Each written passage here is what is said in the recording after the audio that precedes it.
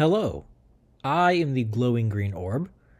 On a complete and utter whim, I have decided to watch and review every available film to ever receive an Academy Award. Not just Best Picture, every single award. I have no idea why I'm doing this. I am not a cinephile at all, but I suppose I'm about to be. We will see how it goes, but I figure this is going to be the next few years of my life now. So, here we go. I officially kicked off my insane journey with the comedy picture Two Arabian Nights. This film won the Academy Award for Best Directing for a comedy picture, the only year this category even existed, as it was merged into the Best Director category a year later. As my first ever silent movie, I quite enjoyed it. It's simple, charming, with likable chemistry between the two leads. Louis Wolheim gave the standout performance in my opinion.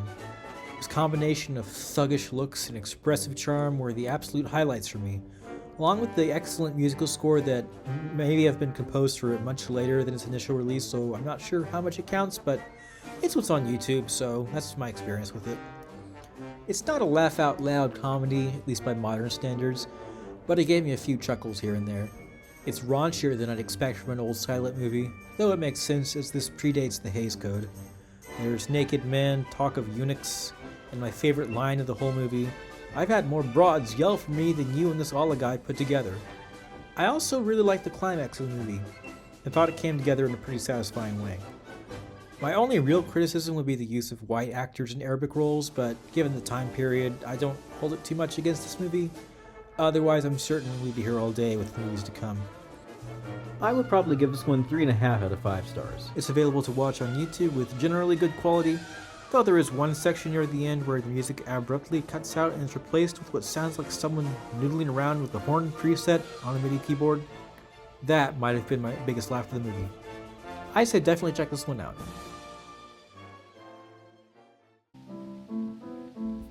Next on the list, I attempted to locate The Way of All Flesh, to no avail. This was one of two movies to win for Best Actor in the first Academy Awards for Emil Jannings' performance. Unfortunately, this film has been lost to time, with only several surviving fragments remaining. In the interest of completeness, I read the Wikipedia summary and watched the 3-minute clip from near the ending on YouTube, and I can see why it won just from that. Jannings' expressions, knowing the context behind it, still managed to tug at the heartstrings, and I wish I could see the whole film. There is a 1940 remake of this movie, but I won't have time to watch that for another 3 years at this point, so for now, this will have to do.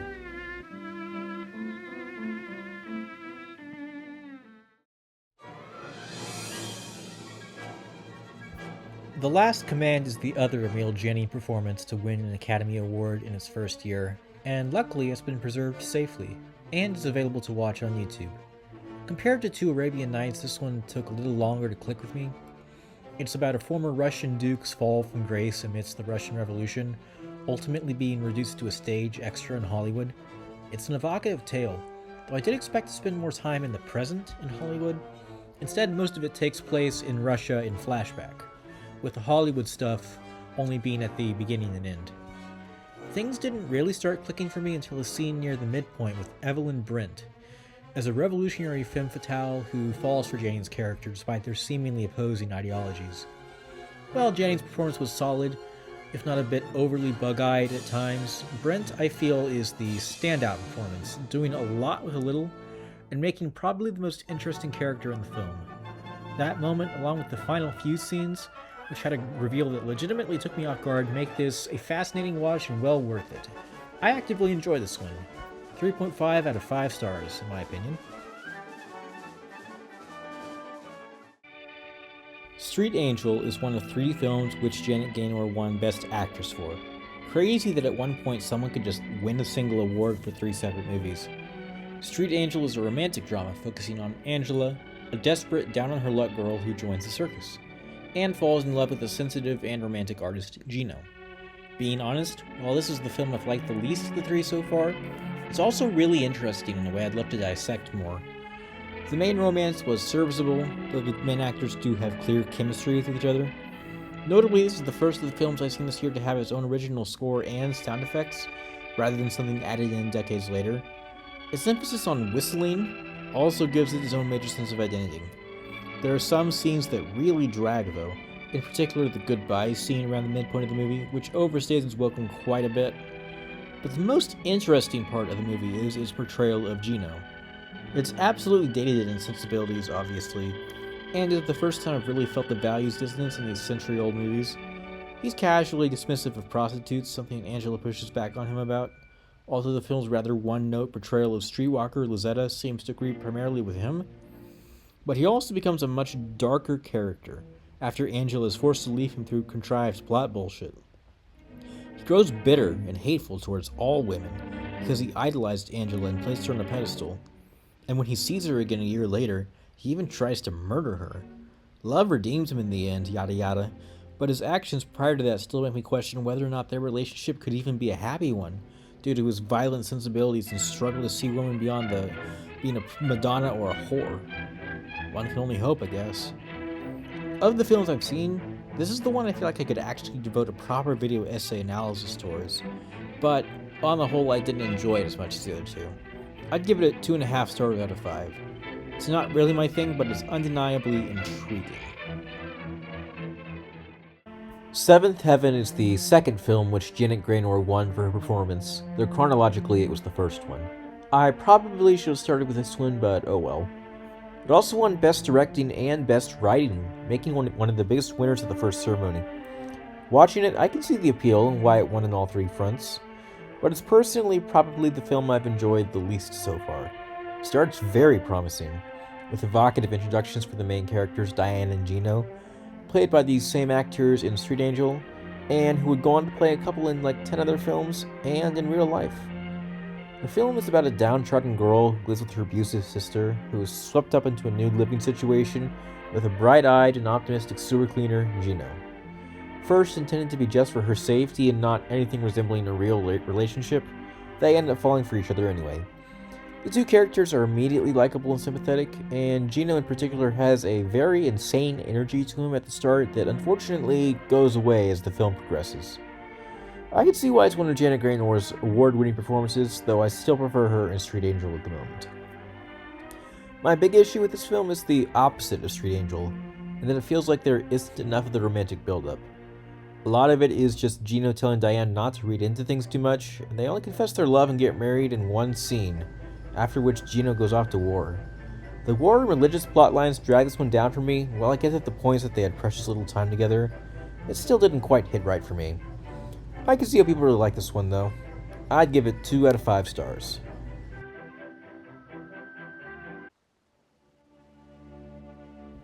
Rounding out our Janet Graynor trilogy, we have Sunrise, A Song of Two Humans. It also won for Best Cinematography and Best Unique and Artistic Picture, the latter of which is the only time this category was ever offered in the Oscars history. After watching it, I can really see why it won these. This movie has a lot of artistic flair, whether through creative shots, transitions, and really interesting use of the text screens. There's a dark undercurrent to this one that's palpable in the first half, but I found it extremely engaging watching a man contemplate ruining his life and marriage for the sake of a city-dwelling woman. I really enjoyed the first half, but after that it morphs into a pretty distinctly separate movie, one where the man and his wife have rekindled their flame and are newly re-celebrating it. While there's still plenty to enjoy here, I felt like it got a little lost in the weeds, particularly in a segment that prominently focuses on an escaping pig for some reason. The film still lands relatively strong, but on the whole I describe it as unfocused, but is also undeniably very artistic, in my opinion the most of the ones I've seen so far. I'd give this one 3 out of 5 stars. Underworld is one of the first mobster dramas out there, telling the tale of a gregarious gangster named Bullweed, his girlfriend Feathers, and his friend Rolls Royce. All real names, apparently. It won Best Story at the first Academy Awards, and it's fairly unique among the films I've seen so far, with its own distinct world that feels like a heightened version of our own. It doesn't really feel like a nitty-gritty crime drama, more like an exploration of violence, loyalty, jealousy, more interpersonal.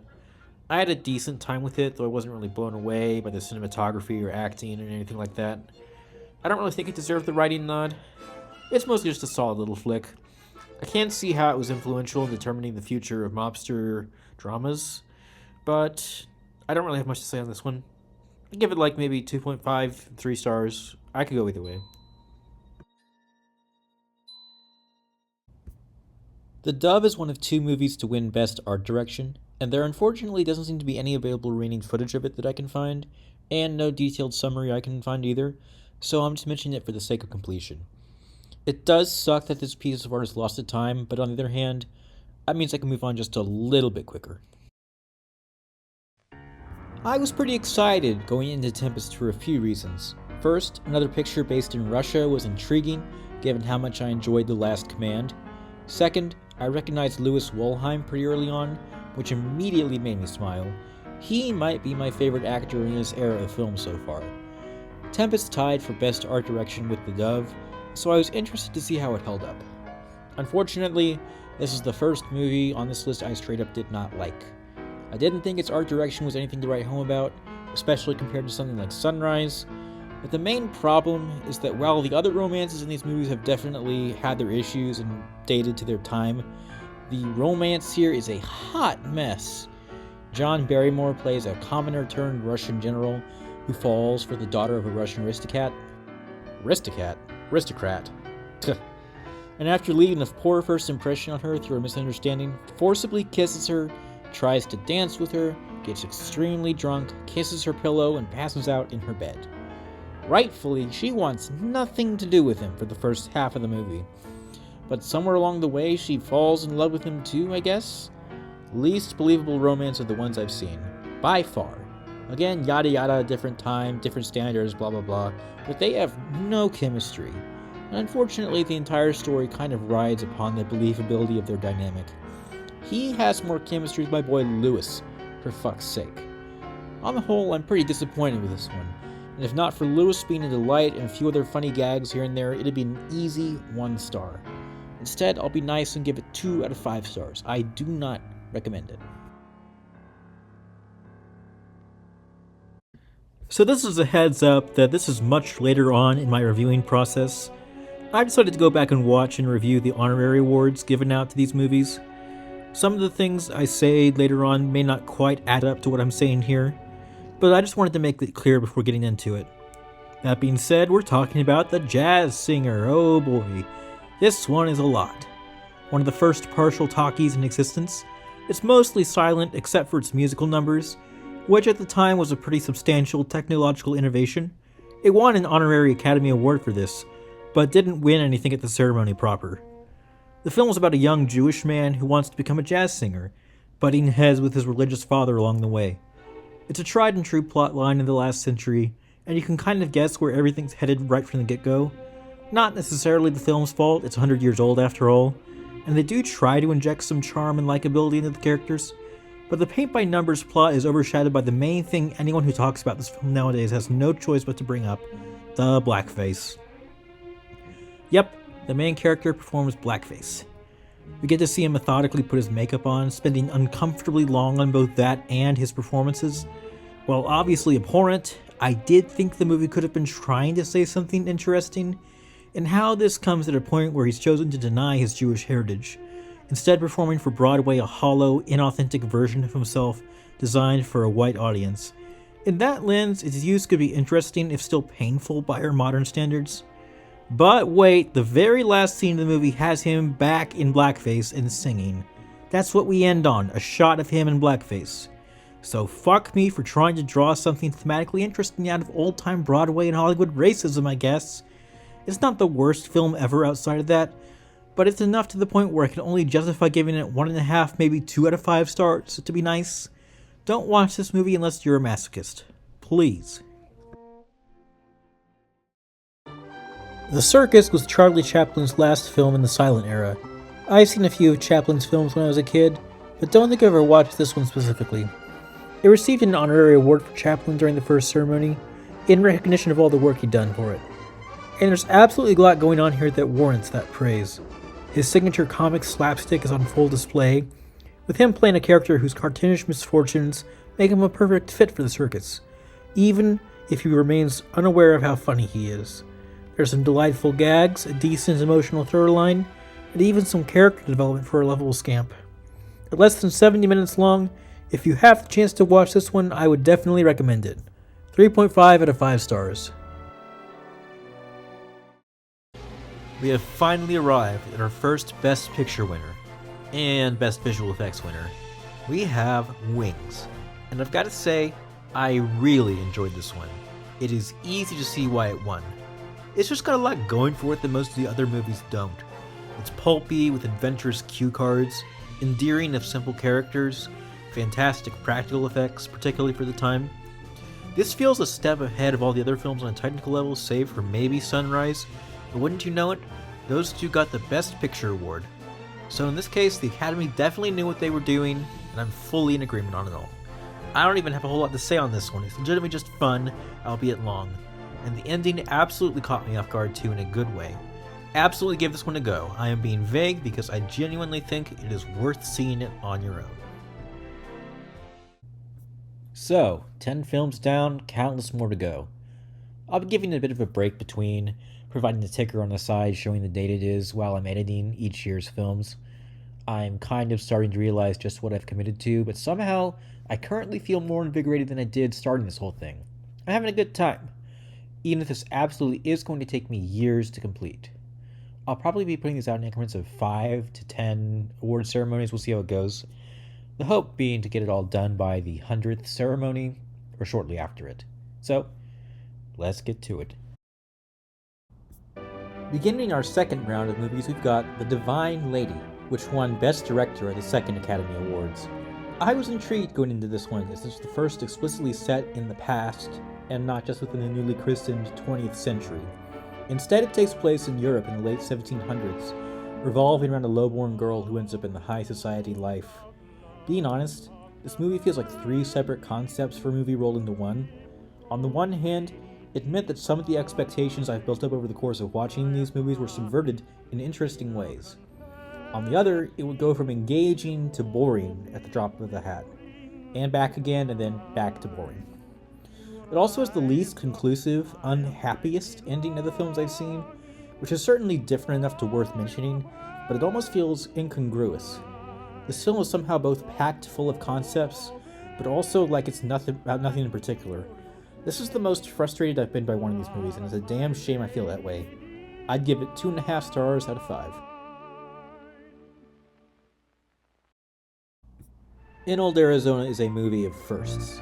It's the first talkie on this list, the first to apparently record sound outdoors as well, the first Western to win an Academy Award, the first movie I could barely understand what they were saying for the life of me, the first movie to get a disclaimer about its use of brown face being the very first thing I saw, the first that I genuinely think is just straight up bad, even if it is a product of its time, the first that I can straightforwardly say, no, it did not win to deserve the award for Best Actor. The guy just went around doing a bad accent that made him sound like Dracula. And in the end, this is the first film I'll give 1 out of 5 stars. There's no point to discussing this any further. There's no point to watching it. None at all. Coquette is a fairly standard love drama with some interesting elements attached to it, but ultimately bogged down by static cinematography, mediocre chemistry between the leads, and a performance by Mary Pickford that, despite being supposedly award-winning, I was not particularly impressed by. It was a fair bit melodramatic for my tastes, although the parts near the end did swerve in directions I wasn't expecting. There's a potentially interesting story in there about how men trying to enforce societal expectations on women and dictating what she can and cannot do only makes her unhappy, and ultimately leads them to destroy themselves out of their own spiteful actions, but I'm not certain how much of that is intentional. It still might be worth dissecting, though. That being said, it's just not very good on the whole, even if I have devoted some brainpower to its themes, intended or not. I would give this one 1.5 stars out of 5.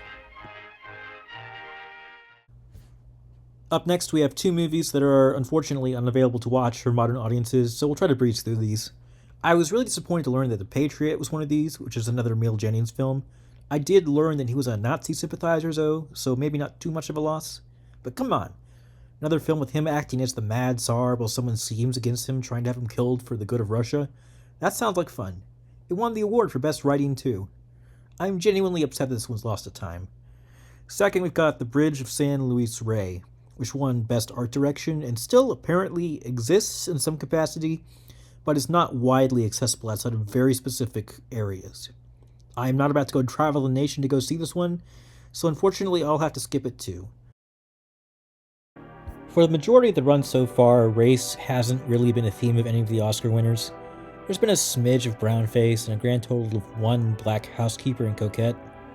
But on the whole, these movies have been about white Americans or Europeans without much need to interrogate dominant cultural norms of the time.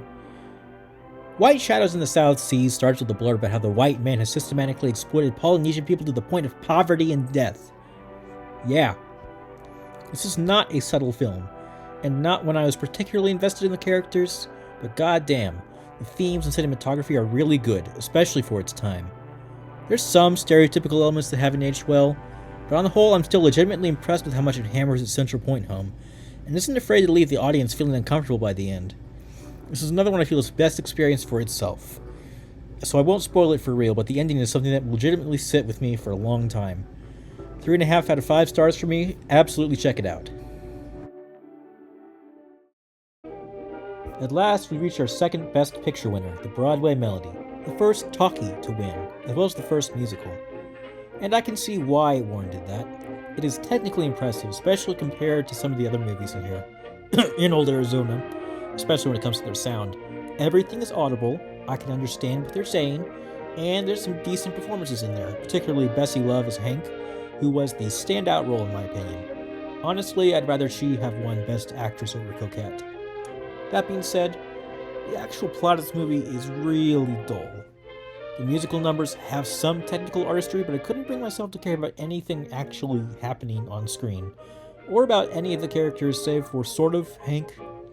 It's the first film shamelessly devoted to Broadway, and it is interesting that Broadway already had that reputation so relatively early on. But on the whole, this movie is just relationship drama with characters I do not care about. Very little seems to actually happen here. So while I can appreciate the technical advancements, I am never going to watch this again. 2 out of 5 stars. And that concludes the films from the second ceremony. I'm starting to get a little worried as we move into the early talkie era. I'm afraid I'm going to have to sift through a lot of garbage at these awards, but I'm still psyched to get through it. And I keep having to remember that a lot of this stuff would be considered groundbreaking for the time, so maybe saying it's garbage is disingenuous, but I can only experience it in my own way in 2026. If you ask me, I would have voted White Shadows in the South Seas for Best Picture, even though it wasn't nominated for that. The rest of the nominees in the category I either couldn't find or sucked. Maybe White Shadows was too woke for 1929 Hollywood, I don't know. But as long as I'm finding interesting pieces of film history like that, I can trudge through a bit of garbage, no problem. On to the third ceremony. Starting off our third batch of films, we have With Byrd at the South Pole, the first documentary to win an Academy Award, for Best Cinematography no less. And I fully agree with that win. It is genuinely impressive just what they were able to pull off under the circumstances. We follow Admiral Richard Byrd and his crew as they explore Antarctica. There's a lot of striking imagery that keeps you engaged throughout the entire runtime. It does start and end weirdly, beginning with Admiral Byrd giving a long, awkward speech. He's clearly not used to being in front of a camera, which I mostly found kind of funny. And despite most of the film being silent, in the last 20 minutes a fast-talking narrator comes in to talk over the rest of it for some reason. I am not really sure why they did that, but I found it distracting. While this wasn't the best thing in the world to me, there's an undeniable sense of whimsy to this documentary. The silent cue cards are used to playfully show the crew and dogs scuffling with the penguins they encounter. That was super charming. And again, awesome cinematography. I give this one 3 out of 5 stars. King of Jazz is a singular experience. I have never seen anything quite like it, and I'm not sure if that's a good or bad thing. It's a variety show, a la Fantasia, and despite its name has quite a few numbers without jazz elements. And it barely mentions its African-American roots, which is disappointing but sadly expected. So really, I don't actually know what this movie is supposed to be about. What I do know is that it is utterly bonkers through and through, with bizarre and surreal imagery, some wacky vaudeville comedy and musical numbers, and a handful of legitimately great performances, most notably Rhapsody in Blue, one of my favorite pieces of music of all time. There are parts of this that are a genuine treat, parts of it that are a real slog. It's also the first completely colored film on this list, so I can't help but appreciate the technical and creative artistry on display throughout the entire thing. But I also can't deny that I only really enjoyed maybe half of it. For all of its boldness and ambition, I'll give this one 3 out of 5 stars. The Big House is the first prison drama to win an Oscar, and apparently one of the earliest of its kind. I wasn't really sure what to expect going in, other than it winning Best Writing, and I was pleasantly surprised at how much I enjoyed this one. It feels ahead of its time, almost, with sharp writing, impressive cinematography, and some standout performances, particularly Wallace Beery as the chummy criminal Butch. There's some prescient commentary in here about the prison system that is unfortunately still relevant 100 years later, and it culminates in some pretty exciting stuff. It's not perfect, and it falters in the middle with some pacing issues, and a frankly shoehorned in romance that doesn't really make sense, but again, the finale is really well worth it. On the whole, this one is legitimately really solid. I'd give it 4 out of 5 stars. When I finished Disraeli, I could remember almost nothing about it except that the man himself had an incredibly funny haircut. Something something British Prime Minister in the 1800s, something something Suez Canal, blah blah blah. There is nothing awful about this movie, but it is also completely forgettable. Part of the reason I started watching all these movies was to disavow myself with the notion that all old movies are these stuffy, boring slogs, but this was, in fact, a stuffy, boring slog. I give this one 1.5 stars out of 5, and that's probably being generous, but it didn't actively anger me like some of the others. There's no reason to watch this one unless you are a masochist like me. The Divorcee is a surprisingly candid look at infidelity and sexuality for its day. While there's been cheating in some of these movies before, this is the first to really focus on it as one of its major themes, and what it means for the people involved, particularly Jerry, played by Norma Shearer. She won Best Actress for this role, and currently I am inclined to agree. She wears a lot of hats in this movie, playing the good wife, someone reeling from her husband cheating on her, retaliating back at him by unabashedly sleeping around. It's all very vivid and realistic feeling. I thought she was genuinely excellent in this role. Unfortunately, I was not particularly enamored with the rest of the movie. This is one I appreciate more than I actively like. It's certainly watchable, and if you're interested in those types of stories, you'll definitely get something out of it. Just not personally my cup of tea, and the ending in particular left a bad taste in my mouth. I'd give this one somewhere around 2.5 out of 5 stars. In these first few ceremonies, there have been a lot of war movies, mostly World War I. But while most of them have been fairly tame or even could be considered propaganda, All Quiet on the Western Front is the first war movie for the bunch to say, war is hell. Which for a modern audience is a much more common sentiment to the point of being a cliche, but back then, god damn it hits, especially comparing it to all the ones before. There is a lot to like about this film, and no wonder it won for Best Director and Best Picture. The best parts of the film are the frank discussions the characters have about how the war began, wondering aloud to each other why they're doing what they're doing. Another unexpected treat was seeing Louis Wolheim again, in sound this time, giving a great performance as always, even if I tragically think it is the last one I'm going to see in this list before his death. What a note to go out on. The single best scene of the film is when the main character returns to the classroom he was indoctrinated in, calling out his former teacher and the students calling him a coward. It's frankly chilling that this all came out when it did, a decade before the entire world did this whole song and dance all over again and killed millions more. This is an incredibly effective film, and one I don't have many problems with, save for it being hard to tell which young white man was which some of the time, which in a way might even contribute to the point. I'd give this one 4 out of 5 stars. 3 down, 97 to go. I think this was a decently solid batch, with the only real dud being Disraeli.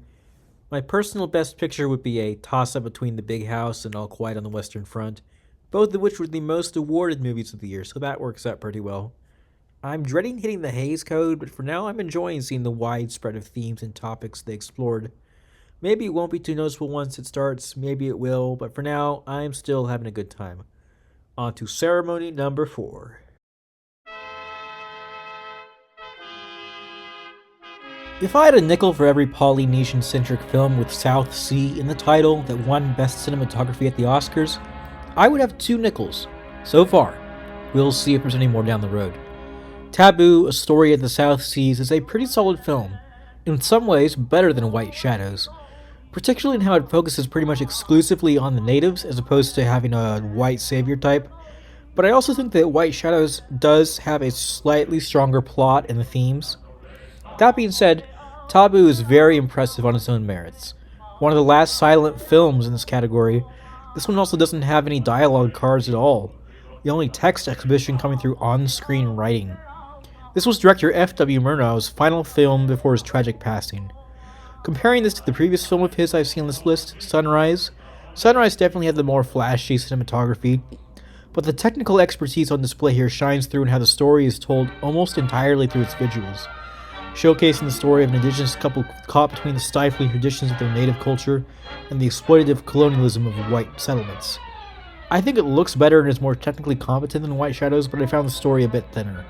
I think those differences about even out though, and I'd give both about 3.5 out of 5 stars.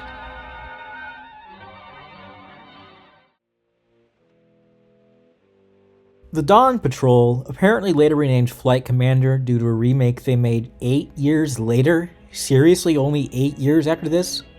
Anyway, this movie is another World War I movie focused on planes, with similar levels of practical effects to Wings. However, where that movie is pulpy and fairly light, The Dawn Patrol is intentionally slow and almost mundane in its depiction of war. It took me a while to understand what this movie was going for, as it started out slow with no seeming direction, and I struggled to maintain interest. But as it went on, things started to click for me. I was watching the reality of war, in that it is often banal and low-key. Men hanging out together, receiving their orders for the day without any real fanfare, drinking and singing to pass the time and dull the pain, and occasionally dying. The grind of the war machine is constant, and every named character in the film finds themselves under the boot of orders at some point or another. It is a shockingly sobering watch, one that I didn't expect to sit with me even 30 minutes into the runtime, but absolutely will remain in my mind for a long time. The lulling dryness of this movie is interspersed with the occasional explosion of action, a super effective technique in making the tension gripping. I can see why this won for Best Story. Absolutely check this one out, 4 out of 5 stars. I was not expecting much from Min and Bill going into it. A story about an innkeeper who takes in Nancy, the daughter of one of her disreputable friends, alongside her crude fisherman friend, sounds fairly tame, all things considered, but I really found a lot to enjoy about this film. Marie Dressler portrays her character with a lot of gruffness and heart, and it's incredibly cool that the Academy rewarded the senior actress like her for the first time, when the previous 3 were all conventionally attractive young women. And having Wallace Beery co-star alongside her was inspired. I was super happy to see him again after The Big House. They have a fight scene near the middle that's legitimately really funny slapstick. The other standout performance is Marjorie Rambeau as Nancy's deadbeat mother Bella, whose return is responsible for much of the conflict of the story. She is both very believable and detestable in a way that could have felt tropey for its time, and in a way it is, but she also feels much more realistic and grounded. I fully believe that their 3 characters all shared this storied history, and it heightened a lot of the hijinks and drama. It helps that both title characters look like average working class people rather than young supermodels, so that's a super nice change of pace. Combine all that with a surprisingly strong emotional core despite its lack of runtime, and you have a legitimately great film on your hands. The more I think about this film, the more I keep bumping it up. I would give this one 4 out of 5 stars.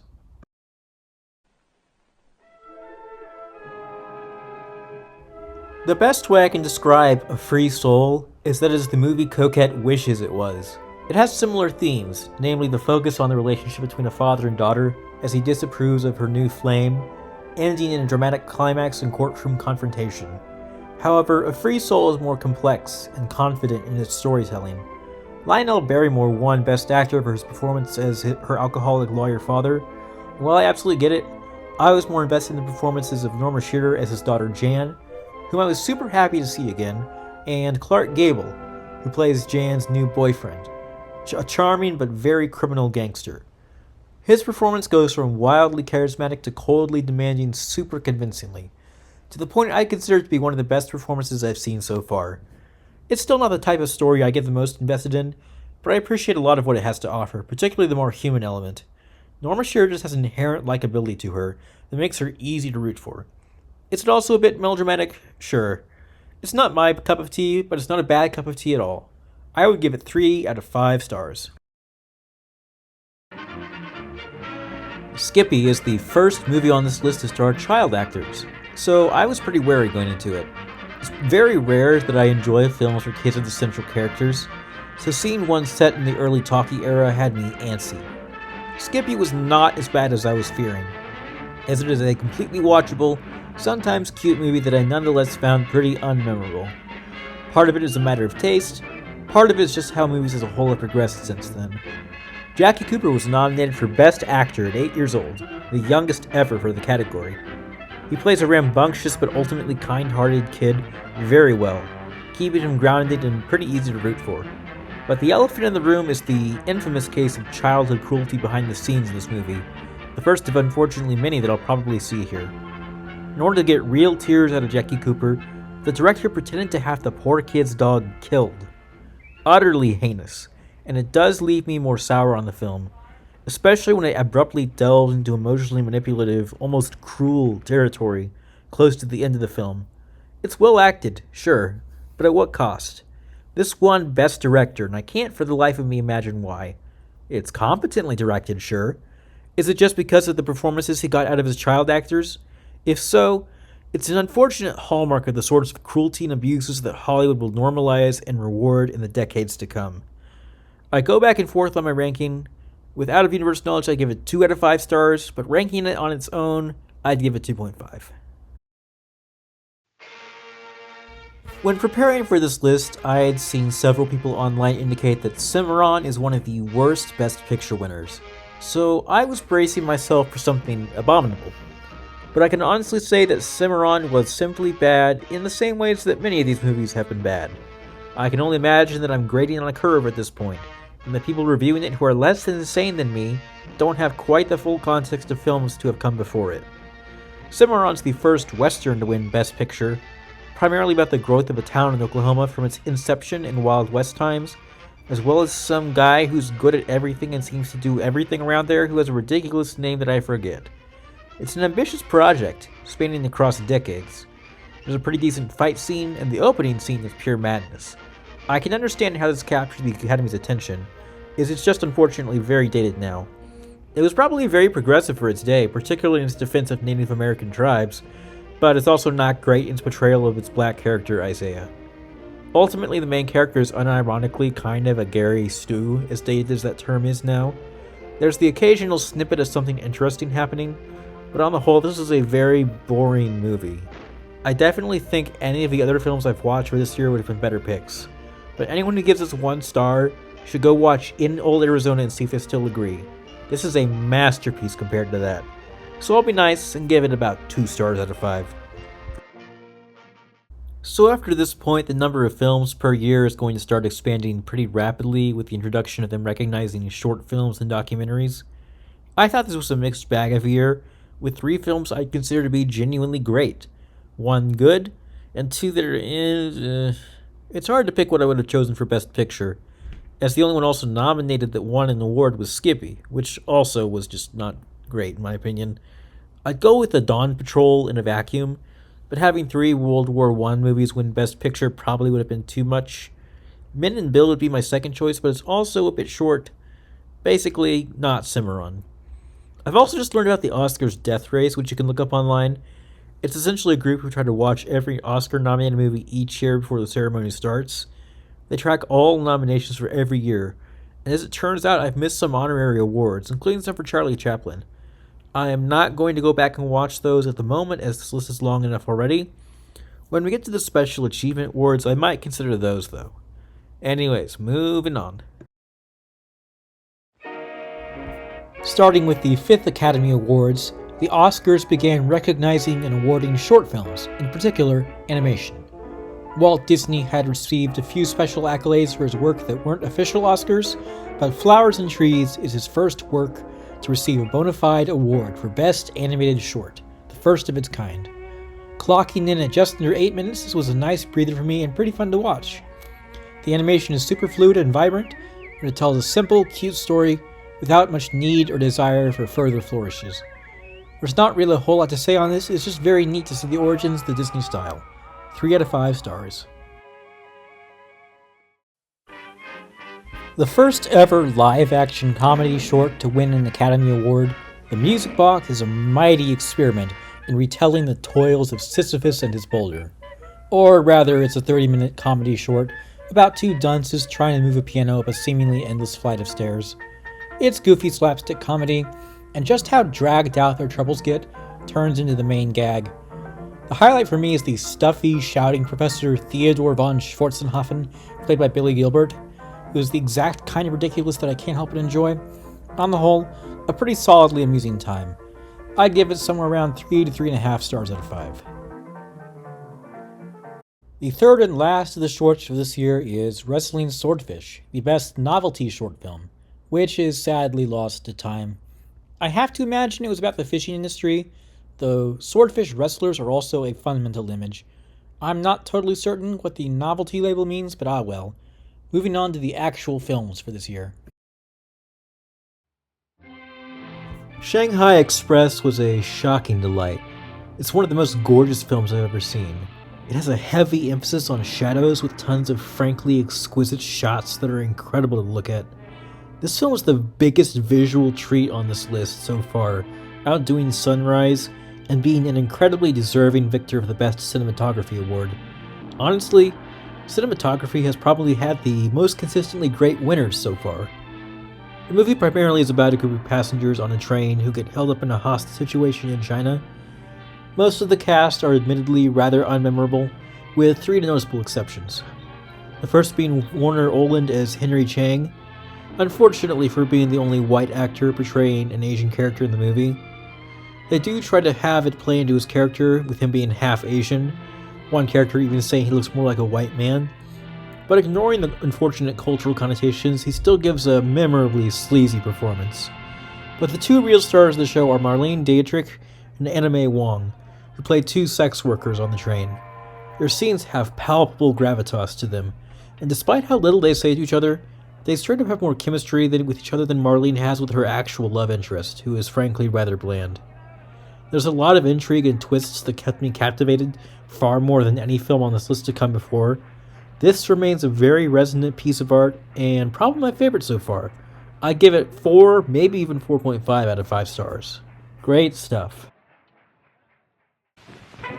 Honestly, watching Transatlantic right after Shanghai Express might have been a bad idea. This movie unfortunately isn't in great condition, at least the footage I saw, and it really struggled to keep my attention.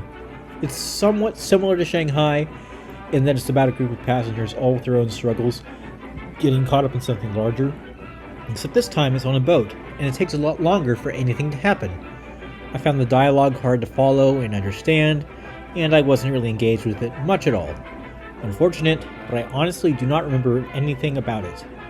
It won Best Art Direction, and there were a few cool elements here and there to justify it, but on the whole, this is one of the most forgettable films I've seen on this list. 2 out of 5 stars. Bad Girl is the first film on this list whose title is a straight-up lie. It was apparently marketed in a very specific way, the idea of a body girl living a hedonistic lifestyle, but the actual movie shows nothing of the sort. The main character, played by Sally Eilers, is a completely normal person, who is treated as a normal person by the narrative. She falls in love with the grouchy but ultimately decent Eddie, played by James Dunn. After a series of potentially salacious interactions makes them get married to avoid a scandal, the film becomes about a series of miscommunications in their marriage that might have been novel for the time, but are trite and boring now.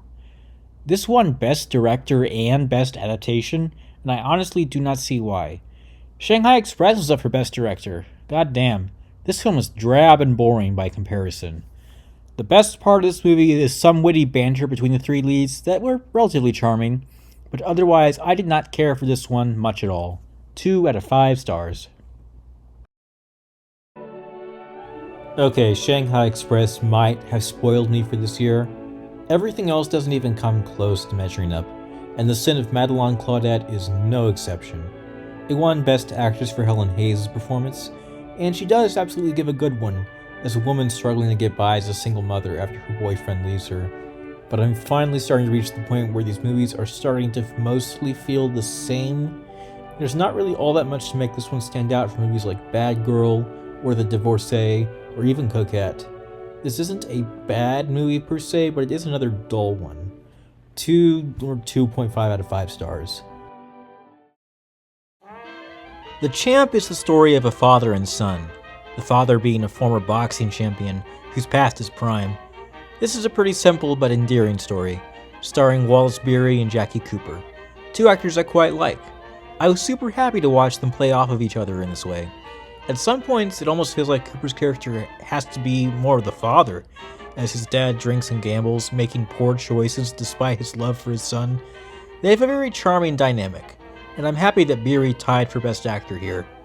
I do think that parts of it without Beery front and center started to remind me too much of Skippy, particularly in how one of Cooper's characters has their beloved animal taken away again, but it wasn't too distracting.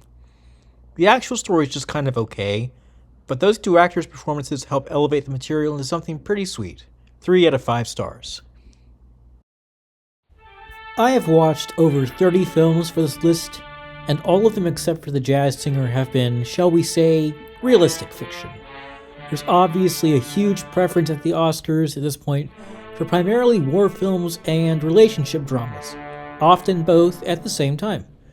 Dr. Jekyll and Mr. Hyde is a breath of fresh air, being the first to delve into more in the realm of unreality and horror, while also having incredibly strong themes, performances, and cinematography.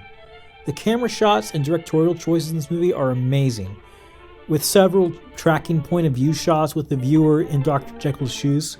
There's a ton of flair not present in most of the movies of this year. Frederick Marsh gives a killer performance as both Jekyll and Hyde. The film's commentary goes into more outright depictions of sexuality, abuse, and violence towards women that are incredibly racy. It makes the impending Hays Code all the more maddening. This is a film not about a good and evil personality per se, but about a man attempting to repress his worst thoughts and desires, and in doing so creating a monster he is unable to stop. Despite his guilt and shame, he still is Mr. Hyde, and those desires are his own. Awesome film, one of my favorites so far. I'd give it a similar ranking to Shanghai Express, anywhere from 4 to 4.5 stars out of 5. Grand Hotel is a weird Best Picture winner. It's the only time in Academy history where a movie has won Best Picture without being nominated in any other category. So what exactly makes this film so special? Well, more than any other film so far, this one is very reliant on its stacked cast to garner attention. John and Lionel Barrymore, Joan Crawford, Greta Garbo, and Wallace Beery all comprise the ensemble cast. The standout performances are the Barrymore brothers, Lionel in particular. He plays a man who's been diagnosed with a terminal condition and has decided to finally truly live life for the first time, and I found it pretty endearing. And his brother cuddles a dog on the floor, which is an easy way to get us to root for him. On the whole, this is another not particularly interesting plot, with mostly okay characters. The fact that this won Best Picture admittedly baffles me. I hate to keep bringing up Shanghai Express, because I don't want to sound like a broken record, but that genuinely just feels like the far superior movie in every way. This is a standard, safe film that, at least in my eye, has nothing special about it. 2.5 out of 5 stars. This was the most mixed of mixed bags of the years I've seen so far. It gave me 2 of my favorite films I've seen in Shanghai Express and Dr. Jekyll and Mr. Hyde, but the rest of the films were just decent at best, trending towards extremely mediocre. I'm honestly getting very worried that a lot of the films in this era are going to start blending together, and I won't have much to say individually about each one, but I'll still do my best. Oh, and if you don't know what I would have chosen for Best Picture by now, I don't know what to tell you. Moving on. Starting off, we have Krakatoa, winner of Best Novelty Short for this year, and unfortunately only 3 minutes of footage of it still remain. For completion's sake, I watched those 3 and looked it up a bit. Apparently it was notorious because it made the movie theater speakers not able to handle the sound, and was very visually impressive for the time. It sucks that it's mostly lost media now, but the brief segments I saw were admittedly very cool. Three Little Pigs is Disney's second best animated short win in a row. It's a faithful retelling of the Three Little Pigs with some added goose and japes. However, I did not like this one nearly as much as Flowers and Trees, primarily because I found the voices here to be painfully grating. It's a lot less charming on the whole, and there's an anti-Semitic gag just kind of thrown in there for the hell of it. There's not really much to say on this one, I just do not particularly care for it. 2 out of 5 stars. So This Is Harris is the winner of this year's live-action comedy short. It's primarily about popular singer at the time, Phil Harris, who apparently oozes sex appeal for some unknown reason, and it's also about a man who hates him for another unknown reason, but unknowingly starts interacting with him at a golf course and yada yada yada. Frankly, compared to The Music Box, I found very little to be actually funny about this one. Maybe it was a gutbuster back in 1933, but right now, 2026, I don't much care for it. Not much more to say, 2.5 out of 5 stars. Maybe 2. A Farewell to Arms checks off pretty much all the boxes for the types of movies that the Academy in this era like to reward. Romantic melodrama? Check. World War I? Check. This is the first time it's really hitting me just how many of these there are, and I'm starting to get a little more daunted by what's coming. I am still worrying about my analysis taking a hit if I feel like I'm going to be watching the same movie over and over. Regardless, this movie won Best Sound and Best Cinematography, and I think it's pretty good on both fronts. There's some interesting shots, and I understood everything being said crystal clear. The two main characters do have some chemistry, even if it's a bit schmaltzy, and there's an Italian guy who always calls the main character baby, which I found funny, and probably made him the most endearing character in the movie. On the whole, I don't find this to be anything special, but if you like romantic dramas from this era, you'll get something out of it. 2.5 out of 5 stars. Little Women is one of many adaptations of a book by the same name, about a group of young girls growing up in the Civil War period and their various troubles. This is a movie that frankly has a lot of joy and whimsy to it, which I really appreciate. There's a lot of genuinely cute, endearing moments between the characters sprinkled throughout that were a delight to witness. That being said, when it started trying to be more dramatic and serious, I didn't really vibe with it as much. Even so, I can see why this resonated with audiences during the Great Depression. Seeing a poor family keep their chin up and find joy in the simple things must have been inspiring to see on screen. I give this one 3 out of 5 stars. I know it's not the last version of the story I'll be watching, so I'll be interested to see how this compares. One Way Passage is another romantic melodrama that I couldn't quite get into, but if it's more your style of movie, you might get something out of it. It's about an escaped convict who happens to meet and fall in love with a woman who's dying of terminal illness. That dichotomy is actually a really interesting idea for a love story. There's also some interesting recurring imagery and thematic elements that make it at least somewhat distinct from the others to come before it. I personally still couldn't quite get into it, but that's more a me thing than anything wrong with the movie itself. It's only 67 minutes long, so if that's more your genre, I would honestly recommend trying it. It's just not really my thing, and that's okay. 2.5 out of 5 stars. Morning Glory is the story of an aspiring actress trying to find roles in Hollywood and maybe finding love along the way. This is another one that I just can't bring myself to care about either way. We're finally reaching the point where it's just like, yep, seen this before, and my analysis is getting shorter and shorter. Katharine Hepburn won her first of 4 Oscars here, so if you like her work, I would definitely check it out. She's definitely decently endearing here, with the best scene of hers being delivering Shakespeare monologues while very drunk. Otherwise, I unfortunately have very little to say about this one. I really don't like that I have so little to say, but it might just be an off year. We'll see. 2.5 out of 5 stars.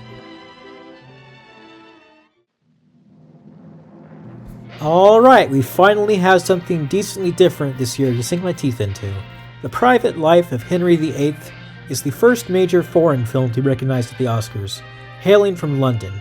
It's about their very own former king, notorious for having 6 wives, going through each of their stories in a sometimes darkly comedic way. Charles Lawton, won Best Actor for the title character, and I absolutely get it. He plays a very mundanely shitty person super well, albeit one who's not without his charms or redeeming qualities. There's a sense that despite having his every whim catered to, or perhaps because of that he desperately wants some kind of connection, but his crudeness and general unlikability get in the way. This is kind of the first watch a flawed guy flounder around for the entire runtime movie on this list, which is a genre I admittedly enjoy. With some solid performances and comedic bits, I like this one probably the most out of the ones on this list for this year so far. I'd give it anywhere from 3 to 3.5 out of 5 stars. Cavalcade. Oh boy, what a Best Picture winner. I will be entirely upfront and honest, this is a deeply uninteresting movie. Outside of a handful of cute moments, it's frankly just a boring slog. It's not the worst thing I've seen on this list, but it's not good by any stretch either. It tells the story of a Victorian-era family moving into the 1900s, like a stuffier British Cimarron. I couldn't find practically anything to latch onto, and in the end this was unfortunately just kind of a drag. It was apparently Hitler's favorite movie too, so guy had some boring taste. Sorry, I really have shockingly little to say on this Best Picture winner. I don't want that to be the norm, but this is just, man, what a drab way to close out this year. 2 out of 5 stars. Okay, this year was rough. Only 2 movies I liked, none I loved, and I didn't even care for the shorts this time around either. My optimism is finally starting to wane, but I'm still committed to continuing onward. And again, some of these might just be a case of genre fatigue starting to set in. It does kind of feel like the Academy loved to award the same movie in a different skin like 20 times in a row, even back then. When it comes to my personal Best Picture choice, it's hard to decide between Little Women or Henry VIII. Neither feels quite right for different reasons I can't quite pin down, but Henry VIII was my personal favorite of the bunch, so we'll go with that. Moving on. The Tortoise and the Hare is the third of Disney's silly symphonies to win Best Animated Short. It makes sense that Disney won a lot of these shorts early on, but 3 in a row does kind of just make it seem like they made an award specifically for him. That being said, this one is definitely my favorite of the 3 so far. The voice acting doesn't make me want to claw my ears out like in The Three Little Pigs, the animation has only gotten better, and it tells the familiar fable pretty vibrantly, with a lot of added flair and characterization for the 2 titular characters. It apparently helps serve as inspiration for Bugs Bunny too, which is super cool. I don't really have much to say on this one, it's just a nice little watch that was a nice breather. 3, maybe 3.5 out of 5 stars. City of Wax, aka the original Bee Movie, is a documentary short about bees. It's pretty standard by today's metrics, but its close-up shots were probably super incredible back in the day. It's only 9 minutes long and didn't tell me anything about bees that I didn't already know, but on the whole, it was a decent little snippet into what this sort of educational short looked like back in the day. Not much else to say, it's bees. It's just bees. 3 out of 5 stars for bees. La Cucaracha is one of the earliest fully Technicolor shorts, which I guess King of Jazz wasn't quite. It's admittedly extremely impressive placed in the context of movies surrounding it. Its colors are vibrant and flamboyant, and frankly, this entire thing pretty much is just an excuse to show off the new technology. And it does a pretty dang good job on that front. Less so regarding the actual content of the short, which, again, is mostly just a very caricaturized depiction of Mexican songs and culture. Pretty confident that none of the actors here are actually Mexican. So yeah, there's a very thin plot line here that I struggle to remain engaged with, but damn, look at those colors, they're so pretty! Ooh, shiny, pretty colors. It's hard to figure out how to rank this one, but ultimately I'd give it 2.5 stars out of 5 based on its current context in the time. If I were reviewed it by our modern standards, where we just, take colored films for granted, I'd be much less lenient. It's still impressive technical achievement that knows how to strut its stuff, but story and content-wise is pretty much a total miss. Viva Villa is another case in how weird movies were about Mexico back then. Maybe still are, if Emilia Perez's near success last year has anything to say about it. This movie won for Best Assistant Director? What is that? how can you even gauge Best Assistant Director? This category only existed for like 4 years apparently, and for good reason. I really don't see how this even works.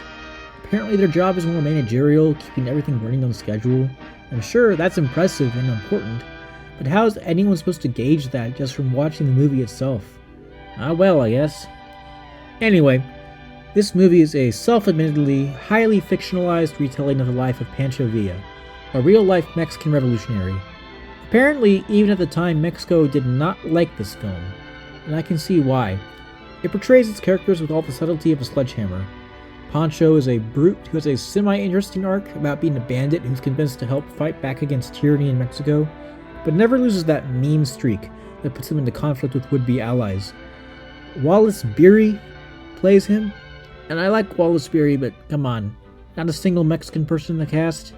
Sadly expected at this point, but very noticeable. They could have done worse than Wallace Beery, I guess. At least Warner Baxter was apparently unavailable. Even with all that problematic history, Viva Villa is still a decent watch. It's by no means boring, with a lot of action and somewhat shocking brutality. There are points where it even seems to go too far, but at least it's something distinct for the time. The story could definitely be better told today, but I can't deny that unlike a lot of the films on this list, I was engaged on it all the way through. I would give it 3 out of 5 stars. Eskimo is the first winner of the Best Editing category, directed by W.S. Van Dyke, who also directed White Shadows in the South Seas. And like that film, this one is about indigenous people's struggles with white civilization and the brutal reality of how that clash manifests. There's a lot to appreciate about this movie, particularly in how it's performed mostly in a native language, with a good bit of effort put into authenticity in regards to the tribe's depictions. Frankly, Van Dyke has only shown a light on how lazy Hollywood could be with casting for other cultures at the time. I won't pretend it's perfect or super enlightened by our modern day standards, but out of the directors at the time, I can tell that his heart is definitely in the right place. The actual story taking place is decently investing too, but despite winning for Best Editing, I actually thought this one could have been trimmed down a good bit. There are parts that are pretty slow and feel like they drag on for way too long. I wasn't as invested as I was in White Shadows, but nonetheless, I still really appreciate what this movie goes for. 3 out of 5 stars. I have described several films on this list as breaths of fresh air. I'd say that Cleopatra is more akin to being blasted by a hurricane. This is a very different movie to a lot of the other ones on this list, being incredibly maximalist, racy, in a way that a lot of the others aren't. A historical drama centered around Cleopatra, Caesar, and Mark Antony. It tells the story in a way that's more spectacle over substance, but it is undeniably potent spectacle. It's not the most emotionally investing version of the story, and I wasn't particularly enamored with the plot or characters, but I can't deny that it's a feast for the eyes, a monument to excess, and a clear all-timer for best cinematography. Positively lavish in all regards. At the very least, it is something different which I've been craving to keep these from all feeling the same. But I also don't want to inflate a movie's ranking just because it's different, and I still had problems with it. Different doesn't always mean great. So at the end of the day, I would also give this one 3 out of 5 stars. The Merry Widow is another romantic comedy that sets itself apart primarily through being more openly goofy in its tone, as well as its expansive production design, which it won its Oscar for, very deservedly. Apparently one of the most expensive films of its time. The Merry Widow revolves around the richest widow in a small principality leaving the area for Paris. So their king tries to send a suitor back to win her affections. It's small stakes stuff, with musical moments that I did not particularly care for, and some admittedly fun bits here and there. It's another one of those movies I didn't personally connect with all that much, but that may still be genre fatigue, so I don't want to hold it too much against it. This is still one of the rom-coms I've enjoyed more from this time. I'd give it around like 2.5 out of 5 stars.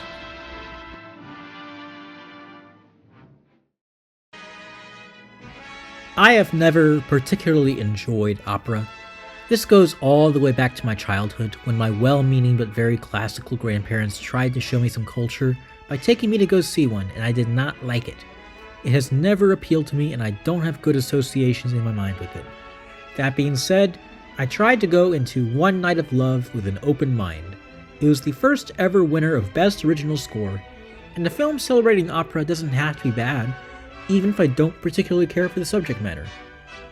God damn, this movie wasn't good. I tried, man, I gave it a chance. But the entire thing is just going back and forth between overlong opera performances that admittedly are impressive and some boring romantic drama between two of the most unlikable people in any of these movies so far. The girl is a would-be opera singer studying under the maestro, and the two begin a romantic entanglement. He is a massive control freak who is a huge douche to her, and she's a petulant child who plays games, like pretending to be sick on the night of their concert, and pretending to elope with her former flame just to make him jealous.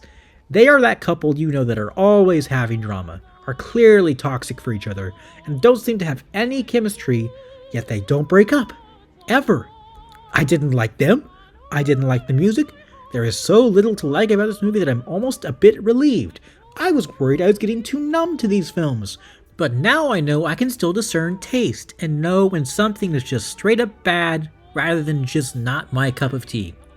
I give it some props for its performances and sound, which again, very impressive. But man, this was pretty goddamn unbearable. 1.5 out of 5 stars just for the technical stuff. The Gay Divorcee, not to be confused with The Divorcee, is a tap dancing extravaganza. There is something one might consider a plot in this movie, to be sure, with a woman trying to find an excuse to get divorced despite not being allowed to have one because, patriarchy, and a man who pursues her for like half an hour despite her seeming very uninterested. That's the usual trappings of these sorts of rom-coms. But while One Night of Love interspersed its romantic elements with opera, The Gay Divorcee has many segments of just tap dancing. And you know what? I think tap dancing is sick. There's some really cool choreography that meant that even though I wasn't really vibing with the silly plot, there would inevitably be some dance number to keep my attention. But the main highlight of this film is The Continental, a 16-minute song with seemingly endless dance performances. This sequence was the first winner for Best Original Song, and, well, yeah, of course it was. It is legitimately insane what they do here. Maximalist to the extreme.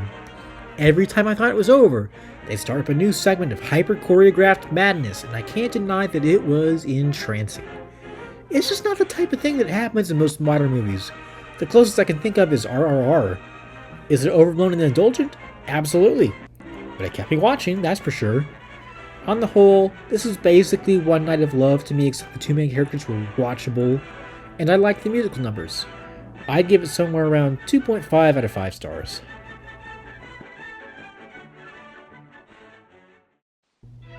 Manhattan Melodrama is a sharply written, well-acted movie about two young orphans who grow to become best friends, but diverge down incredibly different life paths.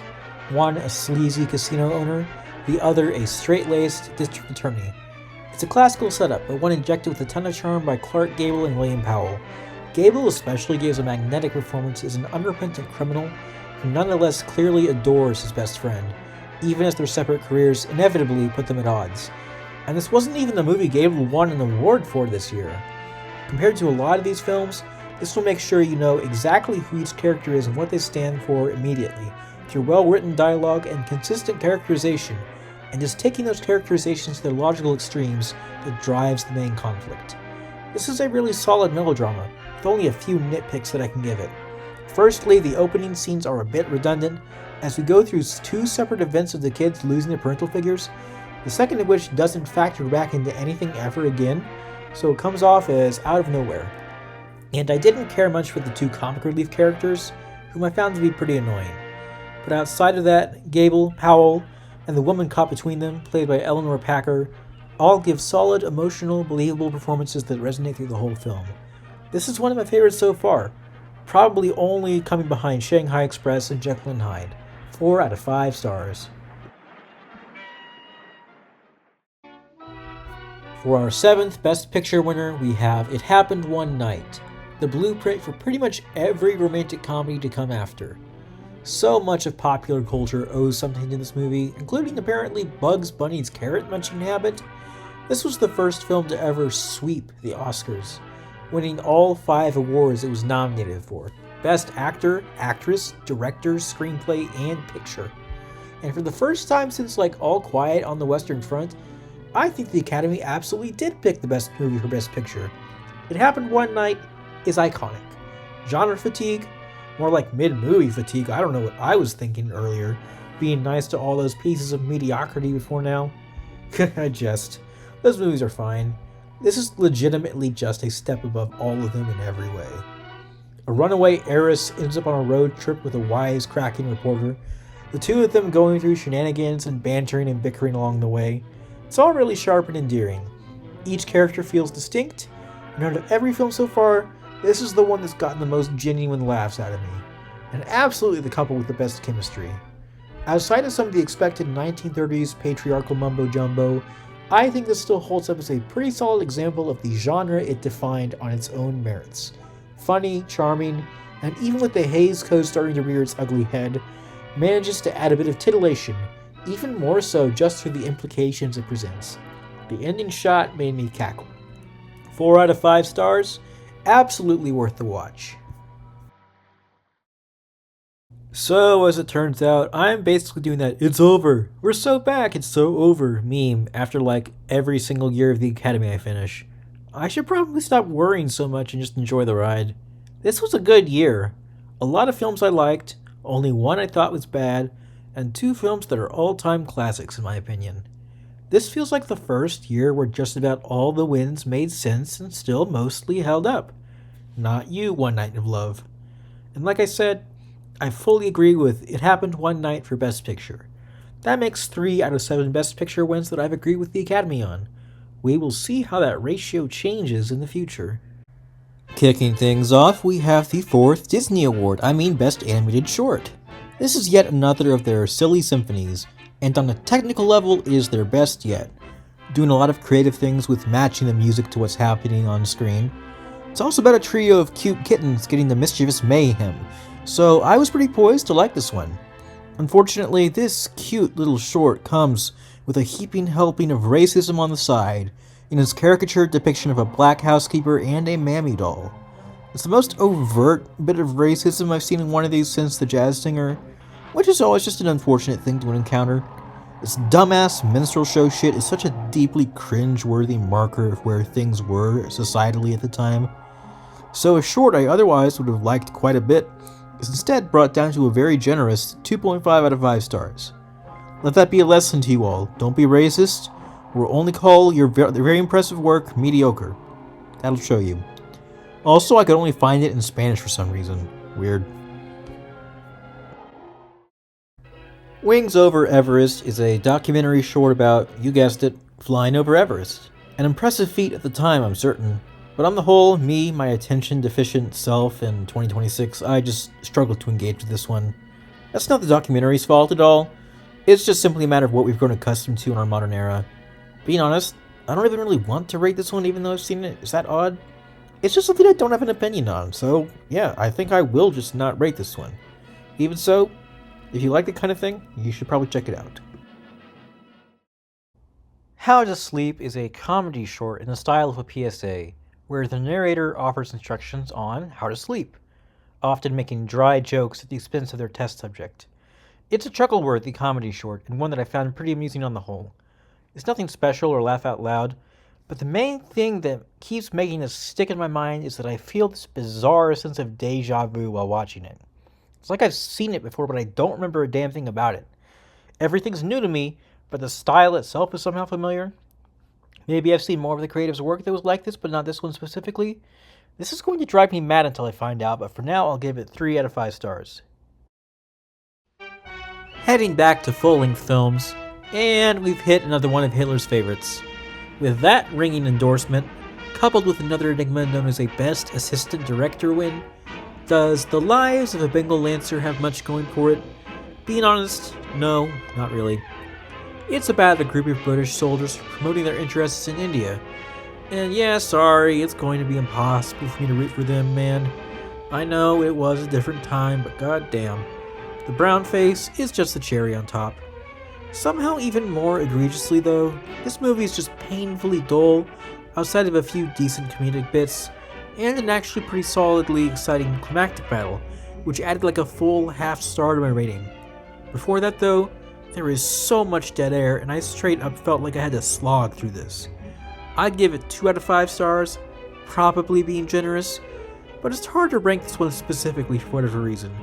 It's also the second film in a short amount of time that just made me want to go rewatch RRR. Might go do that.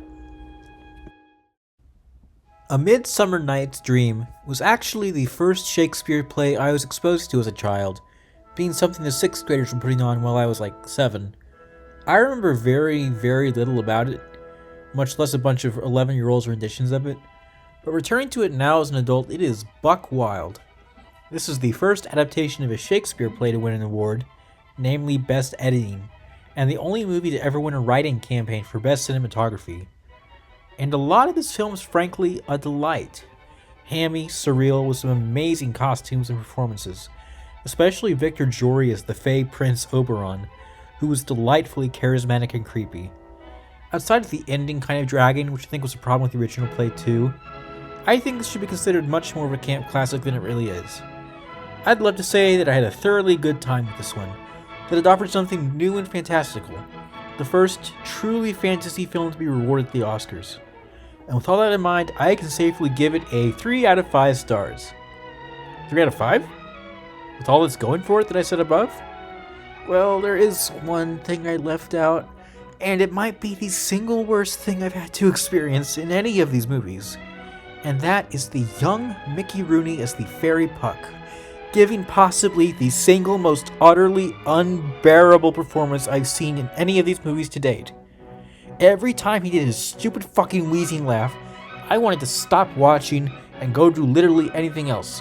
He is agonizing, obnoxiously overacting, and delivering his lines like he's pretending to be high on meth. It is very nearly a movie-ruining performance, which he would apparently go on to do a second time much later in life, with Breakfast at Tiffany's, which I will be watching for this list eventually, so whoop-de-fucking-do. Fuck this little pissant. Easily the single worst thing I've had to experience so far. He shaved off at least a star from this ranking on his own. I wish I could love this movie, man. It has so much going for it, but this one casting decision just drags it down. Ah well. Sometimes the experience means more than the sum of its parts. So apparently, the Broadway Melody was popular enough that it became sort of a series, receiving different variations in 1936, 1938, and 1940. As far as I can tell, there's no correlation between them, with only a song or two acting as connective tissue. The Broadway Melody of 1936 is the only of these to win an Oscar, namely as part of the tie in the first of the short-lived category of Best Dance Direction. It makes sense that this category didn't last too long. It's a little niche, all things considered, but I will say, this movie definitely has some sweet dancing, tap dancing no less. There are some pretty sick sequences in this film all about the dancing. The plot itself is simple if charming, and helped along a bit by a cast of quirky characters. I'm particularly fond of the tall, lanky guy in a Mickey Mouse sweater. The main conflict is a feud between a director and a particularly caustic critic. Rather amusingly, a running gag involves the director literally running into the paper to punch the guy in the face multiple times. Obviously ridiculous, but it made me laugh when he started wearing football helmets when he came around. On the whole, this is nothing special, but I had a decently good time with it nonetheless. 3 out of 5 stars. Alright, I would normally try to make the effort to pronounce this correctly, but it's French, so who really cares? Fogies Borger de Paris is the second winner of the first Best Dance Direction Award. I found this one to be rather generic in regards to its plot, without the quirks or charms of the other film that make it stand out a bit more. I also felt like it had significantly less dancing, but it does admittedly make up for this by its limited dance numbers being batshit insane. It leans more into surrealist imagery, and at points it straight up looks like the images that move through my brain when I'm trying to get to sleep. Outside of those trippy sequences though, I did not find much else about the film memorable. 2.5 out of 5 stars. Rounding off our musical run, we have Gold Diggers of 1935, winner of Best Original Song. This is another relatively thinly plotted piece, with some truly astounding cinematography and choreography in its musical numbers. The actual plot is mostly just a bunch of people running around trying to get money out of each other, which is, decent but unmemorable. But the music sequences, goddamn. I might honestly have given this one Best Dance Direction too. While Broadway Melody of 1936 is still probably the best overall film of these three, Gold Diggers has some truly incredible, expansive musical numbers that left me legitimately impressed with what they were able to pull off. Being honest, you could probably just watch those and not miss anything else the movie has to offer, but even so, it's still overall some pretty good stuff. 3 out of 5 stars. The Dark Angel has far too cool a name for what it actually is. A romantic melodrama centered around World War I. Hey, it's been a while since we've seen one of those. I feel all warm and fuzzy inside. I was actually somewhat excited by this, as I was curious to see how they may have evolved their storytelling over the last few years. And while it's certainly a competently told melodrama, with a surprisingly cool score, I just couldn't find myself as invested as I was in something like Manhattan Melodrama or It Happened One Night last year.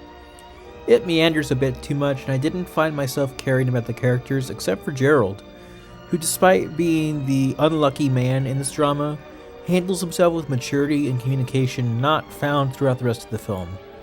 Otherwise, it's a big old miscommunication pileup, as these sorts of films are wont to do. And honestly, the initial premise in a certain moment earlier on, where it seems like the main love interest, Alan, has died, and his friends Gerald and Kitty both blame themselves for it, that seemed pretty interesting, but is quickly deflated by the completely expected revelation that Alan is alive, just blind, and too guilty to want the others to see him.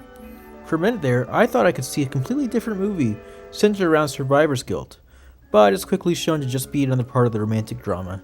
If you're a fan of the genre, this could be worth checking out, but if not, you're not missing much. 2.5 out of 5 stars. Naughty Marietta is a film I was not expecting to like as much as I did. What seems to be a fairly standard story about a French noblewoman running away from home to avoid getting married quickly turns into something with a lot more life and even a bit of darkness here and there. The operatic musical numbers I thought really worked for the tone, and I actually greatly enjoyed them, especially I'm Falling in Love with Someone, which I feel like should be a much more iconic love song than it is. This definitely deserved its best sound win. I also found the dynamic between the two leads to be very charming. They have a good bit of chemistry that made them likable and easy to root for. There's a bounce to this movie that's hard to describe, but I was legitimately just pretty entertained all the way through. It's not perfect or even as timeless as something like It Happened One Night, but I nonetheless had a good time with it. 3.5 out of 5 stars. The Scoundrel is a deeply frustrating movie, because the concept is really intriguing. It's about a cynical, cold publisher who makes everyone around him miserable, until he dies in a plane crash and returns as a ghost, unable to move on until someone actually mourns and cries for him. It has a very Christmas Carol sensibility to it, and I think that it had the potential to be an all-time classic. But it is hindered by two very specific things that unfortunately drag it down into mediocrity for me.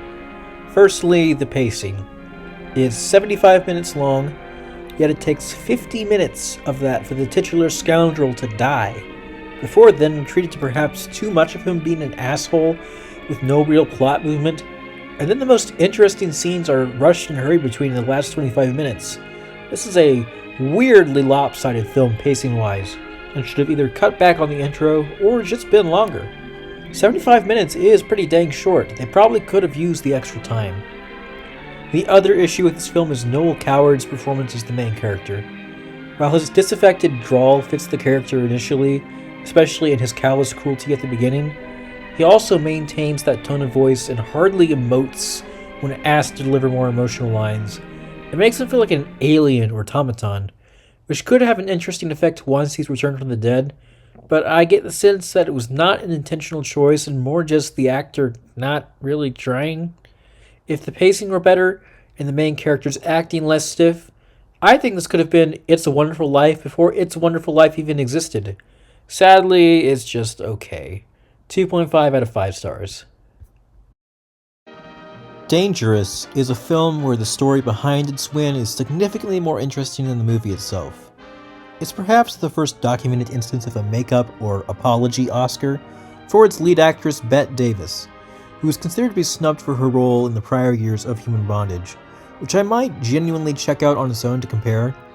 Davis herself apparently thought that the award this year should have gone to Katharine Hepburn, and I can sort of see why. This is a role that feels almost engineered to win an Oscar, namely a down-on-her-luck actress who's jinxed everyone important to her in her life, coping through alcohol and caustic barbs.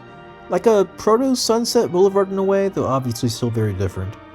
This is a pretty standard romantic melodrama for the day, and while Davis does a good job with her part, I found the way the story ends to be fairly unexpectedly mature. On the whole, it's just not a particularly interesting movie. It feels weird giving it 2.5 out of 5 stars after giving it to The Scoundrel for much different reasons, but it's all I can settle on at the moment. The Informer was the major sweeper of this year's Academy Awards, getting Best Actor, Best Director, Best Adapted Screenplay, and Best Original Score. Yet in spite of all that, it did not win Best Picture, which I'm going to be honest, puts a lot of pressure on the actual winner for me, because The Informer is pretty good. It's a confident, moody crime drama about a former member of the IRA who out of desperation sells out one of his former comrades for the reward money, and his quick spiral into shame and inebriation thereafter. Victor McLaglen gives a memorable performance as the titular informer, showing off brutality, humanity, and giving him a frankly pitiable air about him as he burrows his life ever deeper into the ground. He is not a smart man, and while at points that fact becomes a bit grating and over the top, it's clear that this was still the intent. The dramatic lighting and pacing meant that this was probably the film with the most suspense yet, the first to have me on the edge of my seat at parts. It does, unfortunately, lose more points than I'd like, due to the second act being a lot of fumbling about, spending too much time showing McLaglen spiraling and getting drunk for my liking.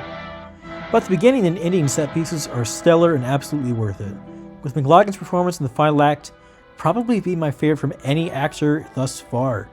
The final shot is a little goofy and made me laugh when that clearly wasn't the intention, but it doesn't lower my opinion of the film much. This is a strong outing, and with a few tweaks would easily be my favorite on this list so far. For now though, I would give it anywhere from 3.5 to 4 out of 5 stars. Mutiny on the Bounty is a solid, if not particularly exceptional flick. Did it deserve to win Best Picture the last time a movie won only that category and nothing else? Probably not. But it's pretty confident, bold, and a well-told story about the crew of an English ship and their cruel, cold captain, showing how it gets to the point where they inevitably mutiny. Clark Gable and Charles Laughton, the two previous Best Actor winners, get to go head-to-head against each other here, with pretty entertaining results. I found the characters all well-defined and believable, and I actually even ended up liking the cruel captain at points, just due to how sheerly determined he is, managing to sail a much smaller crew thousands of miles back to land after he's been deposed. He feels like a very real kind of asshole, even if apparently the real guy he's based on wasn't nearly as awful.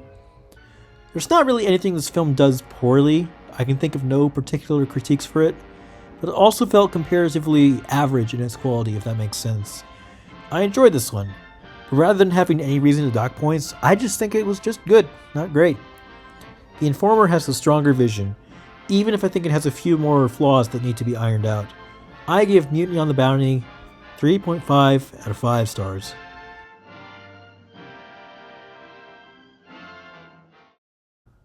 Well, it is in fact Oscars Day as I finish editing this year's films, so that's a fun coincidence. And it means I get to add another 10 plus movies to the count, though I have seen a decent few of them this year. I'm personally rooting for Sinners, but we will see how well that sentiment ages once this comes out. Moving back 90 years though, this one was decent. It feels like the cinematic language of the talkie era is finally stabilizing and getting more outwardly coherent. That being said, I didn't find anything particularly standout here, with The Informer being very close, but not quite there enough for me to call it one of my favorites. It would still be my pick for Best Picture for this year, though. Moving on. So, starting with the 9th Academy Awards, they shuffled around and expanded the shorts categories to 4 separate awards. Best 1 Reel Short, Best 2 Reel Short, Best Color Short, and Best Cartoon Short. The first of these I've watched is an episode of Little Rascals called Board of Education. More than anything else so far, this seems to be explicitly geared to entertain children at the time, being about a couple of young boys unexcited to go back to school, and their attempts to feign sickness and leave. I frankly have very little to say about this one and don't think I'll even rate it. It was not at all made for me or my consumption, so saying it's good or bad for my modern sensibilities seems almost irrelevant. I have no opinion on it, and that's okay. The Public Pays is the first 2 reel short to win, basically meaning longer short. It's one in a series of shorts called Crime Does Not Pay. Essentially, a set of PSAs put on by MGM about how crime, well, doesn't pay. This feels like it was made specifically to please the Hays Code, and how all crime and evildoers get exactly what's coming to them. Very cute by 2026 standards. And it being about gangsters getting involved in the milk business is, perhaps, unintentionally very funny. That being said, this mostly went in and out without me having much of any opinion on it, like the previous short. I'd give it like 2.5 out of 5 stars, but I was seriously tempted just to not rank it again. Moving on. Up next, we have our next animated short winner, The Country Cousin. It's about a lower-class mouse who comes to the city to meet his upper-crust cousin, who tries to show him the proper way to eat, drink, and pretty much entirely exist. But the bumpkin mouse gets drunk, causes too much noise, and is chased out by a cat. There's not a whole lot to this short, and I didn't mind it overall, the best bits being the drunken shenanigans and the final bit where he's rushing around in the city. This continues to feel like an award made primarily so Walt Disney could keep collecting awards, and not much else. 3 out of 5 stars. The first winner of the Best Color Short, Give Me Liberty, is a deeply boring film. I can only describe it as a chore that teachers must have made their students watch on a slow day in the 1930s. An agonizingly tedious piece of work about the Founding Fathers, specifically Patrick Henry. I legitimately had unsavory flashbacks to high school with this one. Just not very interesting. I have no idea what realistically I should rank it, if anything, but for fun, I will give it 1 out of 5 stars. Woohoo! The Charge of the Light Brigade is the second best assistant director winner in a row to be about British troops in India. What is going on with this category, man? It's so weird and hard to quantify just what they're rewarding. Not surprising they ended up cutting the category a year after this. This movie felt like The Lives of a Bengal Lancer, remixed with some hodgepodge elements from other movies of the time, namely a boring-ass romantic drama love triangle between 2 brothers who love the same woman. Truly riveting. Deeply dull and unnecessary to the plot, more like it. Apart from that, it's got more brown face and boring dialogue, and for a while I was pretty sure it was just going to be plain unwatchable, possibly the first of the bunch. However, it does have one thing over Bengal Lancer, in that its action scenes are legitimately pretty exciting and intense. The battles are pretty well done, although apparently so many horses were injured and killed while filming this movie that the government had to get involved to pass laws against animal cruelty in film. That really puts a bad taste in my mouth, even if the final result is admittedly visually enticing. So, similarly to Skippy, I'd probably give this one maybe 1.5 or 2 stars, but I'd drop it down half a star, or even lower, if I were looking at its production's cruelty. This one is a real low point.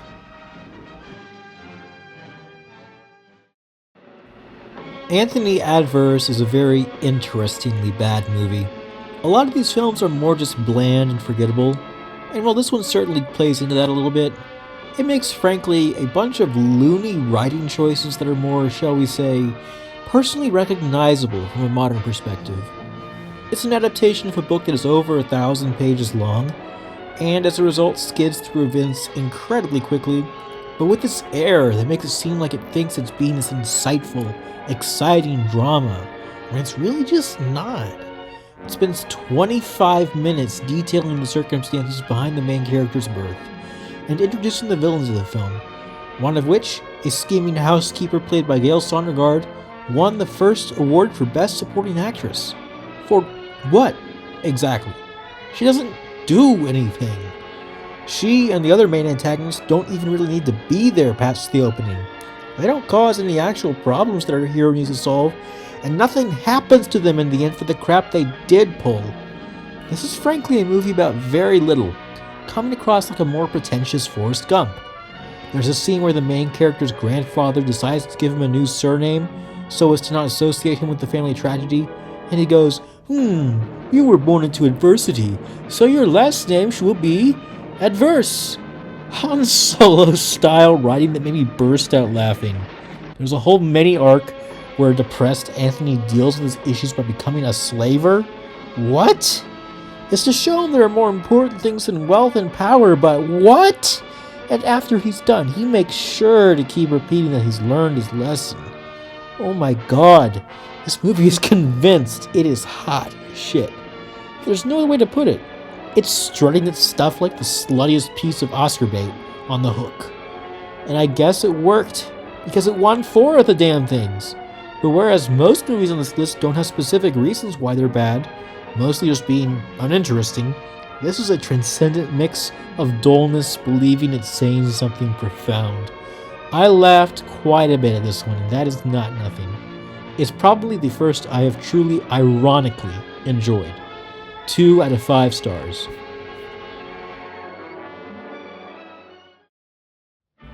Dodsworth is the first film in a while that I feel like I could devote a proper video essay to. It's genuinely just a well-written drama about an aging couple who've just finished supporting their daughter into adulthood, and whose marital issues start coming out now that they're trying to spend time together as husband and wife for the first time in a long time.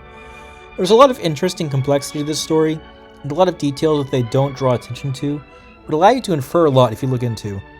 The husband being this wealthy but still blue-collar businessman, his wife at least a decade younger than him when they got married. Now that he's retiring and she's in her 40s, having never really lived for herself, she's trying to make up for that by living large, traveling, and acting more refined than she really is. Well, he just wants to settle down because, yeah, he's reached that point in his life. While I felt like there's a good bit of complexity for both characters, I did feel like it was a little lacking in nuance in its depiction of the wife character, which is an odd distinction to make. There's enough there to read into and feel sympathy for her, but I think we're still ultimately expected to take the husband's side. Still, this is a pretty good one, with sharp, well-written dialogue and compelling characterizations, putting this one a step above a lot of the others on this list. I would give it about 3.5 out of 5 stars. San Francisco is a fascinating movie, and for the first 80% of its runtime, I really didn't think it was going to be. It's the second Clark Gable film in which he plays a scoundrel named Blackie, who finds himself in a love triangle. Something, 2 nickels and all of that. Clark Gable really is just popping up everywhere in these films, and I know that's not about to slow down anytime soon. For the most part though, this is a frankly pretty uninteresting melodrama, with mediocre song performances to boot. I frankly could not bring myself to care about really any of it until the last 20 minutes. I don't even really want to spoil anything, even for a movie this old, but I'm going to tell you my jaw was on the floor. It recontextualizes the entire movie in a way I should have seen coming, but didn't know enough about the history of San Francisco to be able to guess. I am not exaggerating when I say this might be the single best stretch in any of these films to date. This film won Best Sound, and it absolutely earns it. Just for that last 20 minutes alone, this gets a 3.5 out of 5 stars. I am not kidding when I say it added like a star and a half.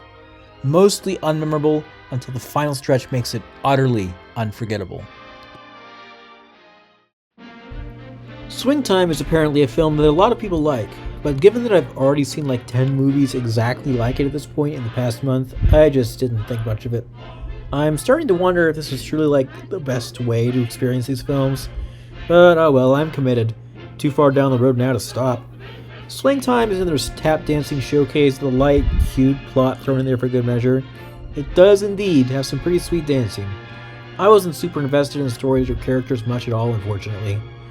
I was fully ready to give it like 2.5 out of 5, and then the main character does blackface. I don't get it. Nothing about the performance needed blackface, as weird as that is to say. Nothing changes without it. It's just there. I swear, I just don't understand the motive. I can't think of any reason, any at all, for the blackface in this movie because it truly would not change a damn thing. And the movie would even be improved if it was removed. 2 out of 5 stars. Blackface is an utterly confusing concept, and I'm glad it's gone. Come and Get It is an odd but interesting film. It's about a foreman of a logging company who ends up cutting off the love of his life in exchange for marrying up and social climbing, only to find himself in a mundane life, becoming infatuated with his former lover's daughter. That could be a pretty interesting basis for a drama, and in some places, it is. The first 20 minutes are legitimately very vibrant and interesting, particularly in how it depicts the characters' relationships and a pretty expansive montage of the logging process, which is probably the best scene of the film. However, after the time skip, it loses a lot of its luster and is only sporadically interesting past that point.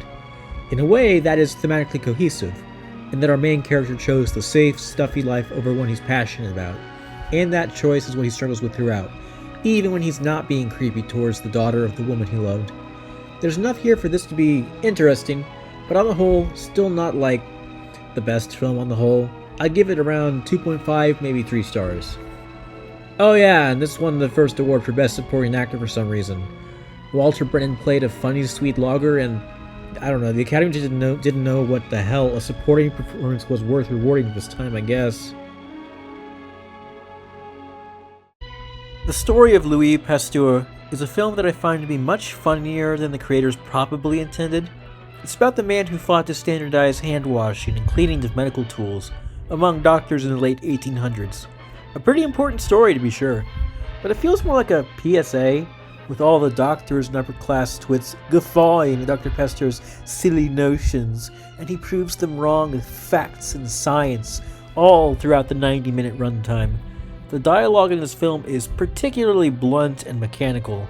Every character states pretty much exactly what they mean and how they feel, without any nuance, at all times. It makes me feel incredibly amused, if that wasn't clear. Outside of that, there really isn't much more to this biopic worth noting, but I nonetheless did have a good time watching it, ironically or no. I'd give it around 2.5 to 3 stars out of 5. Mr. Deeds Goes to Town is the second film directed by Frank Capra to net him the Academy Award for Best Director, after It Happened One Night. And I gotta say, this guy absolutely knows how to put together an immensely charming and likable cast of characters. He'd go on to do a very similar film to this one a few years later, which I have actually had the pleasure of seeing before, go me. But for now, I found this film absolutely delightful on its own merits. It follows a simple man who comes into a $20 million inheritance, and how he deals with everyone trying to wheedle him out of his money, while also falling in love with a snarky reporter, who unbeknownst to him is writing tall tales about him in the papers. There's legitimately just tons of really funny bits in this one, and Gary Cooper is also just effortlessly charming. It's a simple, conventional morality tale that goes about how you would expect, but it just has that juice, man. It's an utter delight to watch him play tuba and sidestep all the scheming machinations the other characters have in store for him, while also being a huge sweetheart. Jean Arthur is also fantastic in her debut role, playing an ace reporter who can't help but fall in love with the guy she's deceiving very well. The final act is a little silly, I won't lie, but I don't consider it too much of a knock against the movie. I'm going to have to watch It's a Wonderful Life very soon because this has firmly cemented me as a Frank Capra fan. 4 out of 5 stars. The Garden of Allah did not officially win any awards, but it did take home an honorary Oscar for its Technicolor visuals, the first full-length film on this list to do so, which is legitimately very impressive. And it stars Marlene Dietrich, which I found to be a delight. Until I saw the actual movie. It's always weird when I go into these old films that are technologically significant, but otherwise dull as balls.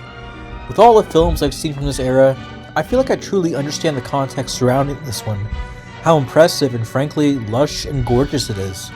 How important it must have been for pushing the envelope forward for color films. But again, I couldn't be fucked to care about anything actually happening on screen. This is a snooze fest that I don't even really want to review. if it weren't historically significant, I would not be reviewing it at all, really. Right now, 2 out of 5 stars. And so we arrive at the Great Ziegfeld. Oh man, our 9th Best Picture winner, as well as winner of Best Actress and Dance Direction. It is 3 hours long. Why is it 3 hours long? I have no earthly clue. I was actually kind of vibing with this one during the first 30 minutes, when it's showing a down-on-his-luck hustler trying to work his way upwards. There's the occasional fun moment later on, but for most of the movie, I found myself bafflingly bored. Ziegfeld himself is rarely interesting or entertaining, and Louise Rayner's award-winning performances, I don't know, man, I just didn't like it. She plays a French singer who becomes Ziegfeld's jealous wife, and just something about how the Academy chooses to reward people just for doing accents, that feels weird to me. Especially when she's really not in very much of the movie, and her emotional bits fell flat.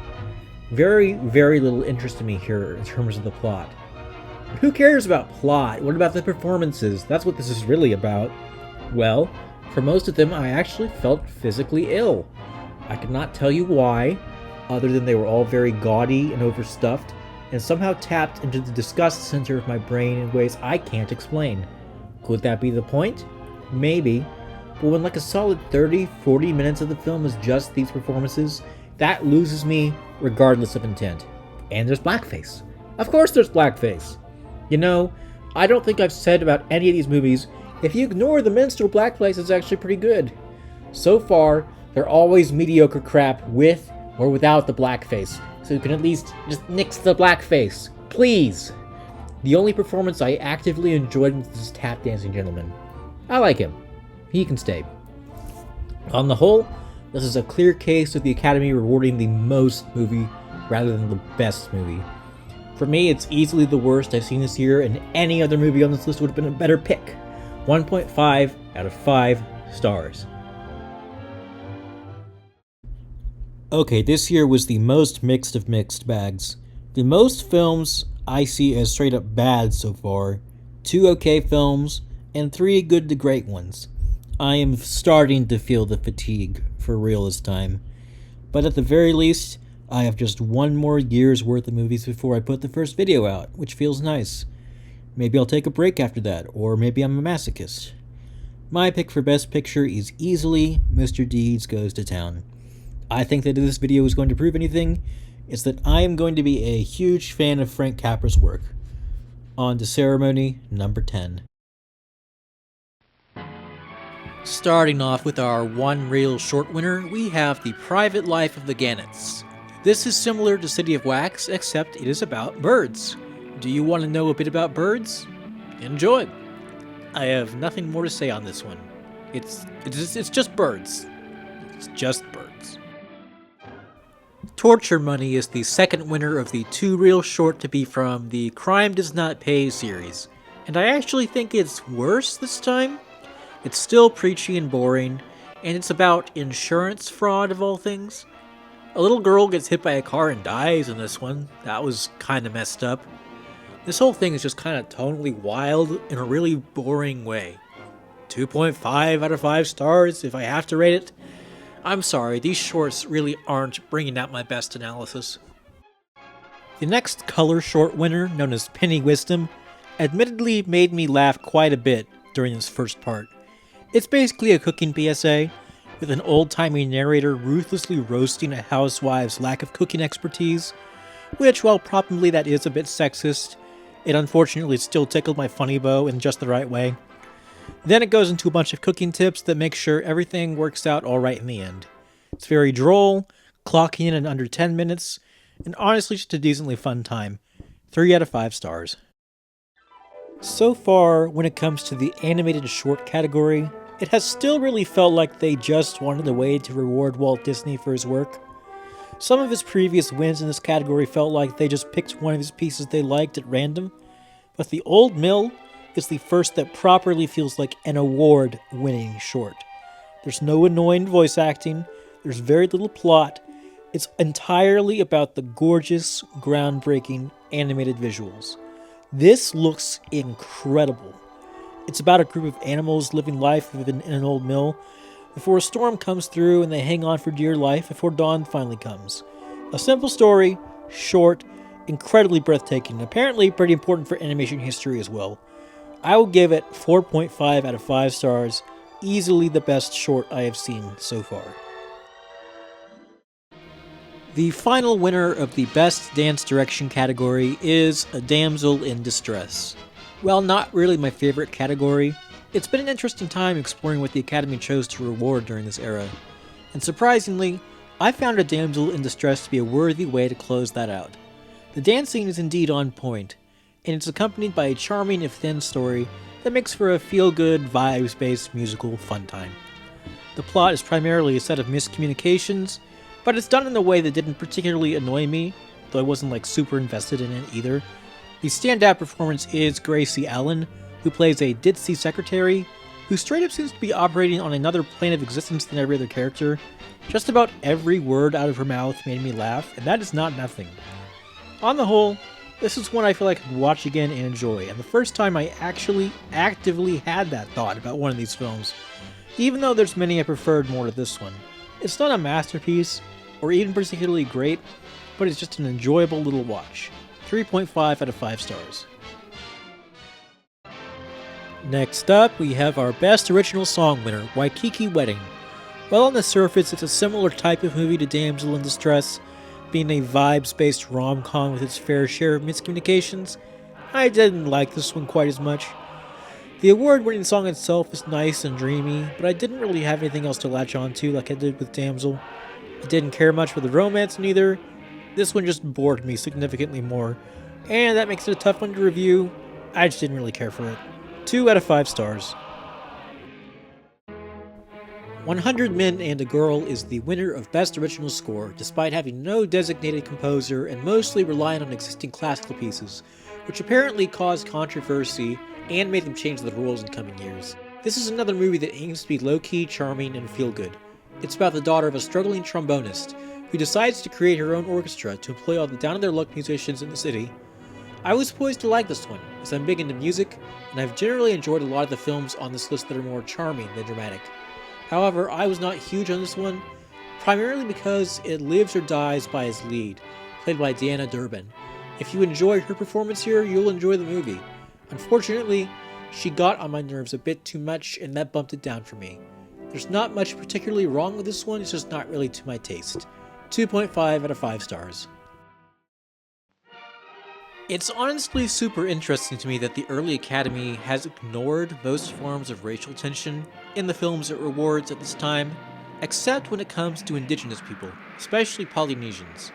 The Hurricane is the next in that list of films about this particular topic.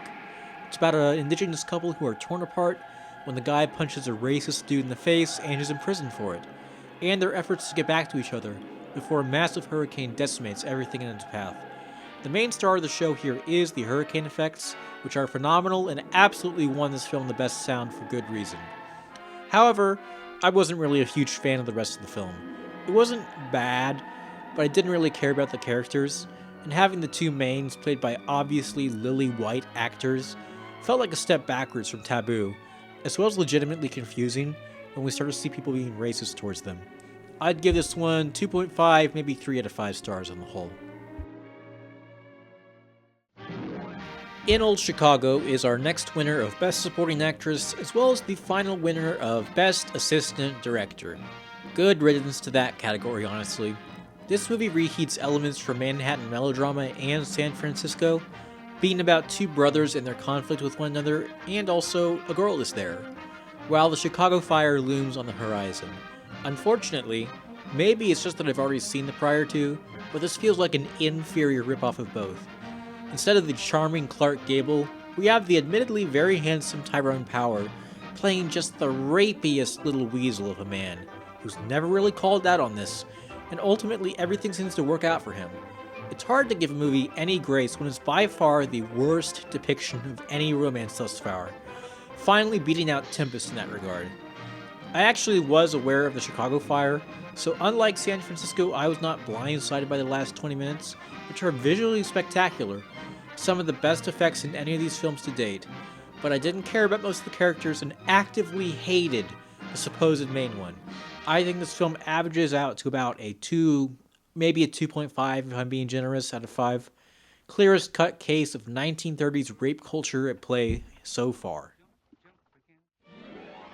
Lost Horizon is the next film by Frank Capra on this list, and while it's the one I've liked the least of his so far, it's still got a lot of what makes his stuff work for me, combined with a somewhat darker tone that intrigues me.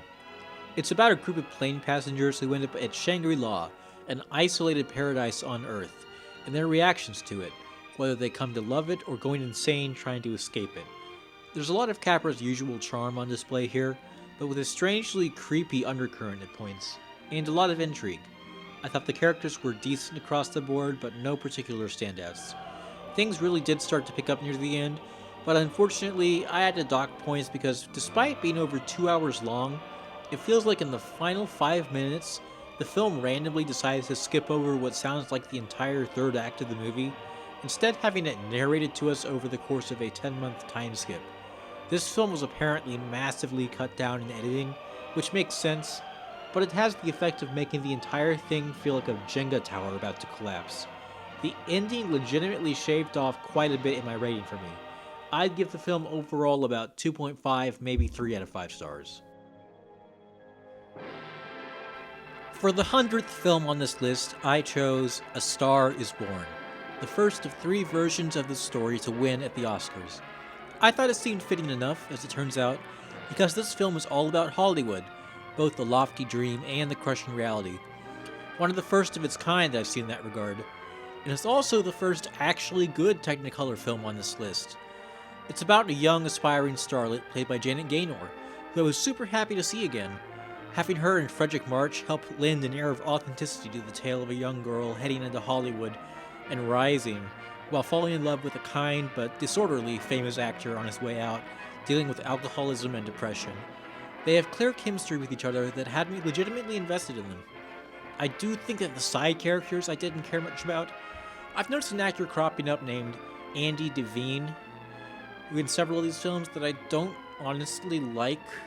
He has a very distracting, annoying voice, and the plot doesn't have quite enough oomph to really vault it into the exceptional category for me, but this is a solid, sincere, emotional watch that I had a good time with regardless. 3.5 out of 5 stars.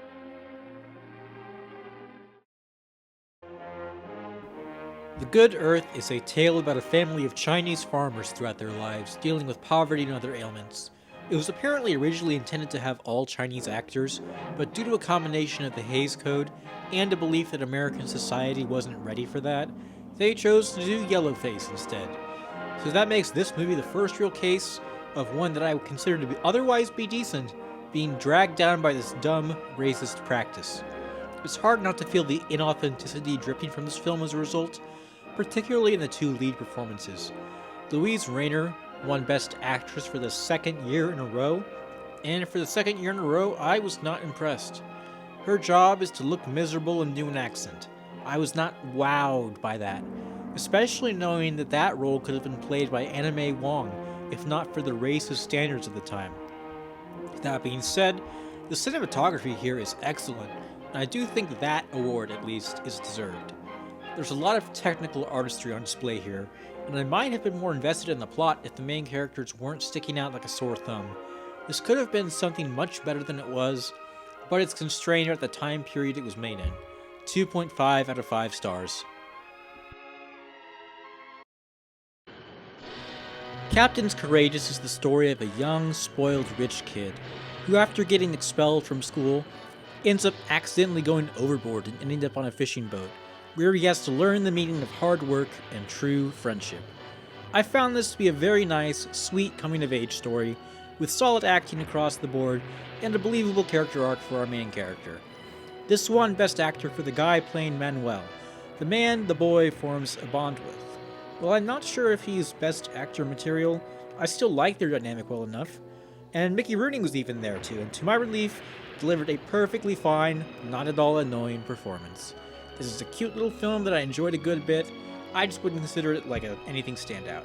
3.5 out of 5 stars.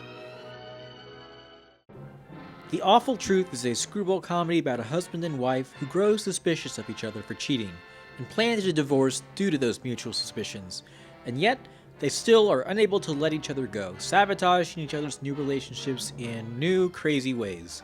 This was a decently fun time. I'm not certain why it won Best Director, but it's cute, funny, with decent performances. I don't have much else to say on this one. It's pretty unremarkable on the whole. 3 out of 5 stars. And at last, closing out our decade of Oscar-winning films, we have The Life of Emile Zola.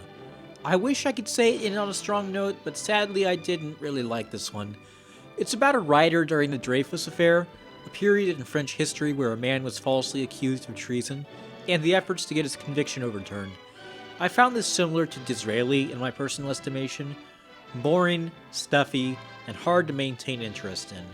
But my real disillusionment with this film came about after the fact, when I learned that the falsely accused man was Jewish, and that outside of a brief non-verbal cue in this film, anti-Semitism is not mentioned once. That fact alone soured me on this one a lot more. In the rising years of the Nazi Party, trying to create this film about speaking truth to power, and yet being so timid about naming anti-Semitism for what it is cowardly. This film wants to be something profound and political, and ironically, falls short because it's unwilling to call a spade a spade. I find this type of film infuriating to that degree, but there isn't really enough wrong with it for me to give it less than my very reluctant 2 out of 5 stars. So unfortunately, I'm ending this first part of this video off on a bit of a low note, as I found this year's batch of film to be cute at best, mediocre at worst. I would probably give the Best Picture award to A Star is Born, unless of course I end up thinking Snow White and the Seven Dwarfs deserve it. Yeah, it was eligible this year and was only nominated for score, despite being the first animated feature film of its kind. It got an honorary award the next year, so I'll be watching it then, and we'll see if I feel if it got snubbed here. Until then, that's 1 decade of films down, 9 more to go. Next time, we'll be getting into some of the true classics. Gone with the Wind, Citizen Kane, Casablanca, Wizard of Oz, all that good stuff. This first decade of the Oscars was undoubtedly influential, but those household names just quite aren't there yet. My top 10 films would probably be 10, The Big House, 9, Wings, 8, All Quiet on the Western Front, 7, Men in Bill, 6, The Dawn Patrol, 5, Manhattan Melodrama, 4, It Happened One Night, 3, Mr. Deeds Goes to Town, 2, Jekyll and Hyde, 1, The Undisputed Champion, Shanghai Express. I am excited to see where it goes from here. It should also go without saying that having an Oscar win to your name does not mean that you are worth seeing, or that not having one means that you aren't. This format is simply an easy way for me to make my way through film history and really feel the pulse of how things were going through the times. But I've decided that at the end of each of these, I will go ahead and review a few films that I watched throughout my viewing period that didn't win Oscars, offering them the same grace and courtesy I did for the others. The first of these films I watched is Marty Supreme, which, to be fair, I thought had a good chance of winning an Oscar when I watched it. I wrote the bit about not liking opera before Timothy's comments got big, which I found funny, but I genuinely loved Marty Supreme. I'm a huge sucker for these comedy of errors sorts of movies, and it's all worked into Timothy's manic, obsessive performance. The music is phenomenal, it's visually gorgeous, and I thought it also had a subtle heart to it that elevated into something unforgettable. Even if it didn't win anything, it's still a winner in my book. I'd easily give it 4.5 out of 5 stars. Second, I watched Harakiri, one of the classic samurai films that is actually a takedown of the samurai code, revolving around a mysterious visitor to a samurai clan who claims to want to commit suicide on their property, before telling his story and gradually making his true intentions known. This is a captivating piece of art, commonly considered among the best films ever made, and for good damn reason. It is thought-provoking, cinematic, and completely unforgettable. I easily give this 5 out of 5 stars, and I don't even really want to get into more to it than that. Go watch it yourself. It is, as Martin Scorsese would say, cinema. Last, but certainly not least, I watched Once Upon a Time in the West, one of the most inexplicably snubbed films I think I've seen on so far. This is exceptional across the board, from the tone to the cinematography to the absolutely phenomenal score. It's a tale of the West's industrialization and the people left behind, the violence that comes with it. Henry Fonda as the villain is the most memorable part, this utter dead-eyed ghoul who steals the show in every scene. This is an atmospheric classic that I wholeheartedly recommend. 4.5 out of 5 stars. And with that, the first part of this needless, unnecessarily labyrinthian assignment has come to an end. If you've watched all the way through, truly, thank you. I plan on continuing soon, and hope to only grow more versed in film as I go. I know that this isn't going to be the most cultured takes, as I'm seeing all of this through the lens of someone who is not a cinephile, at least not yet. But I have a lot of appreciation for the steps taken in this initial decade, even if some of it hasn't aged the best. I'll see you all next time to see how it goes from there.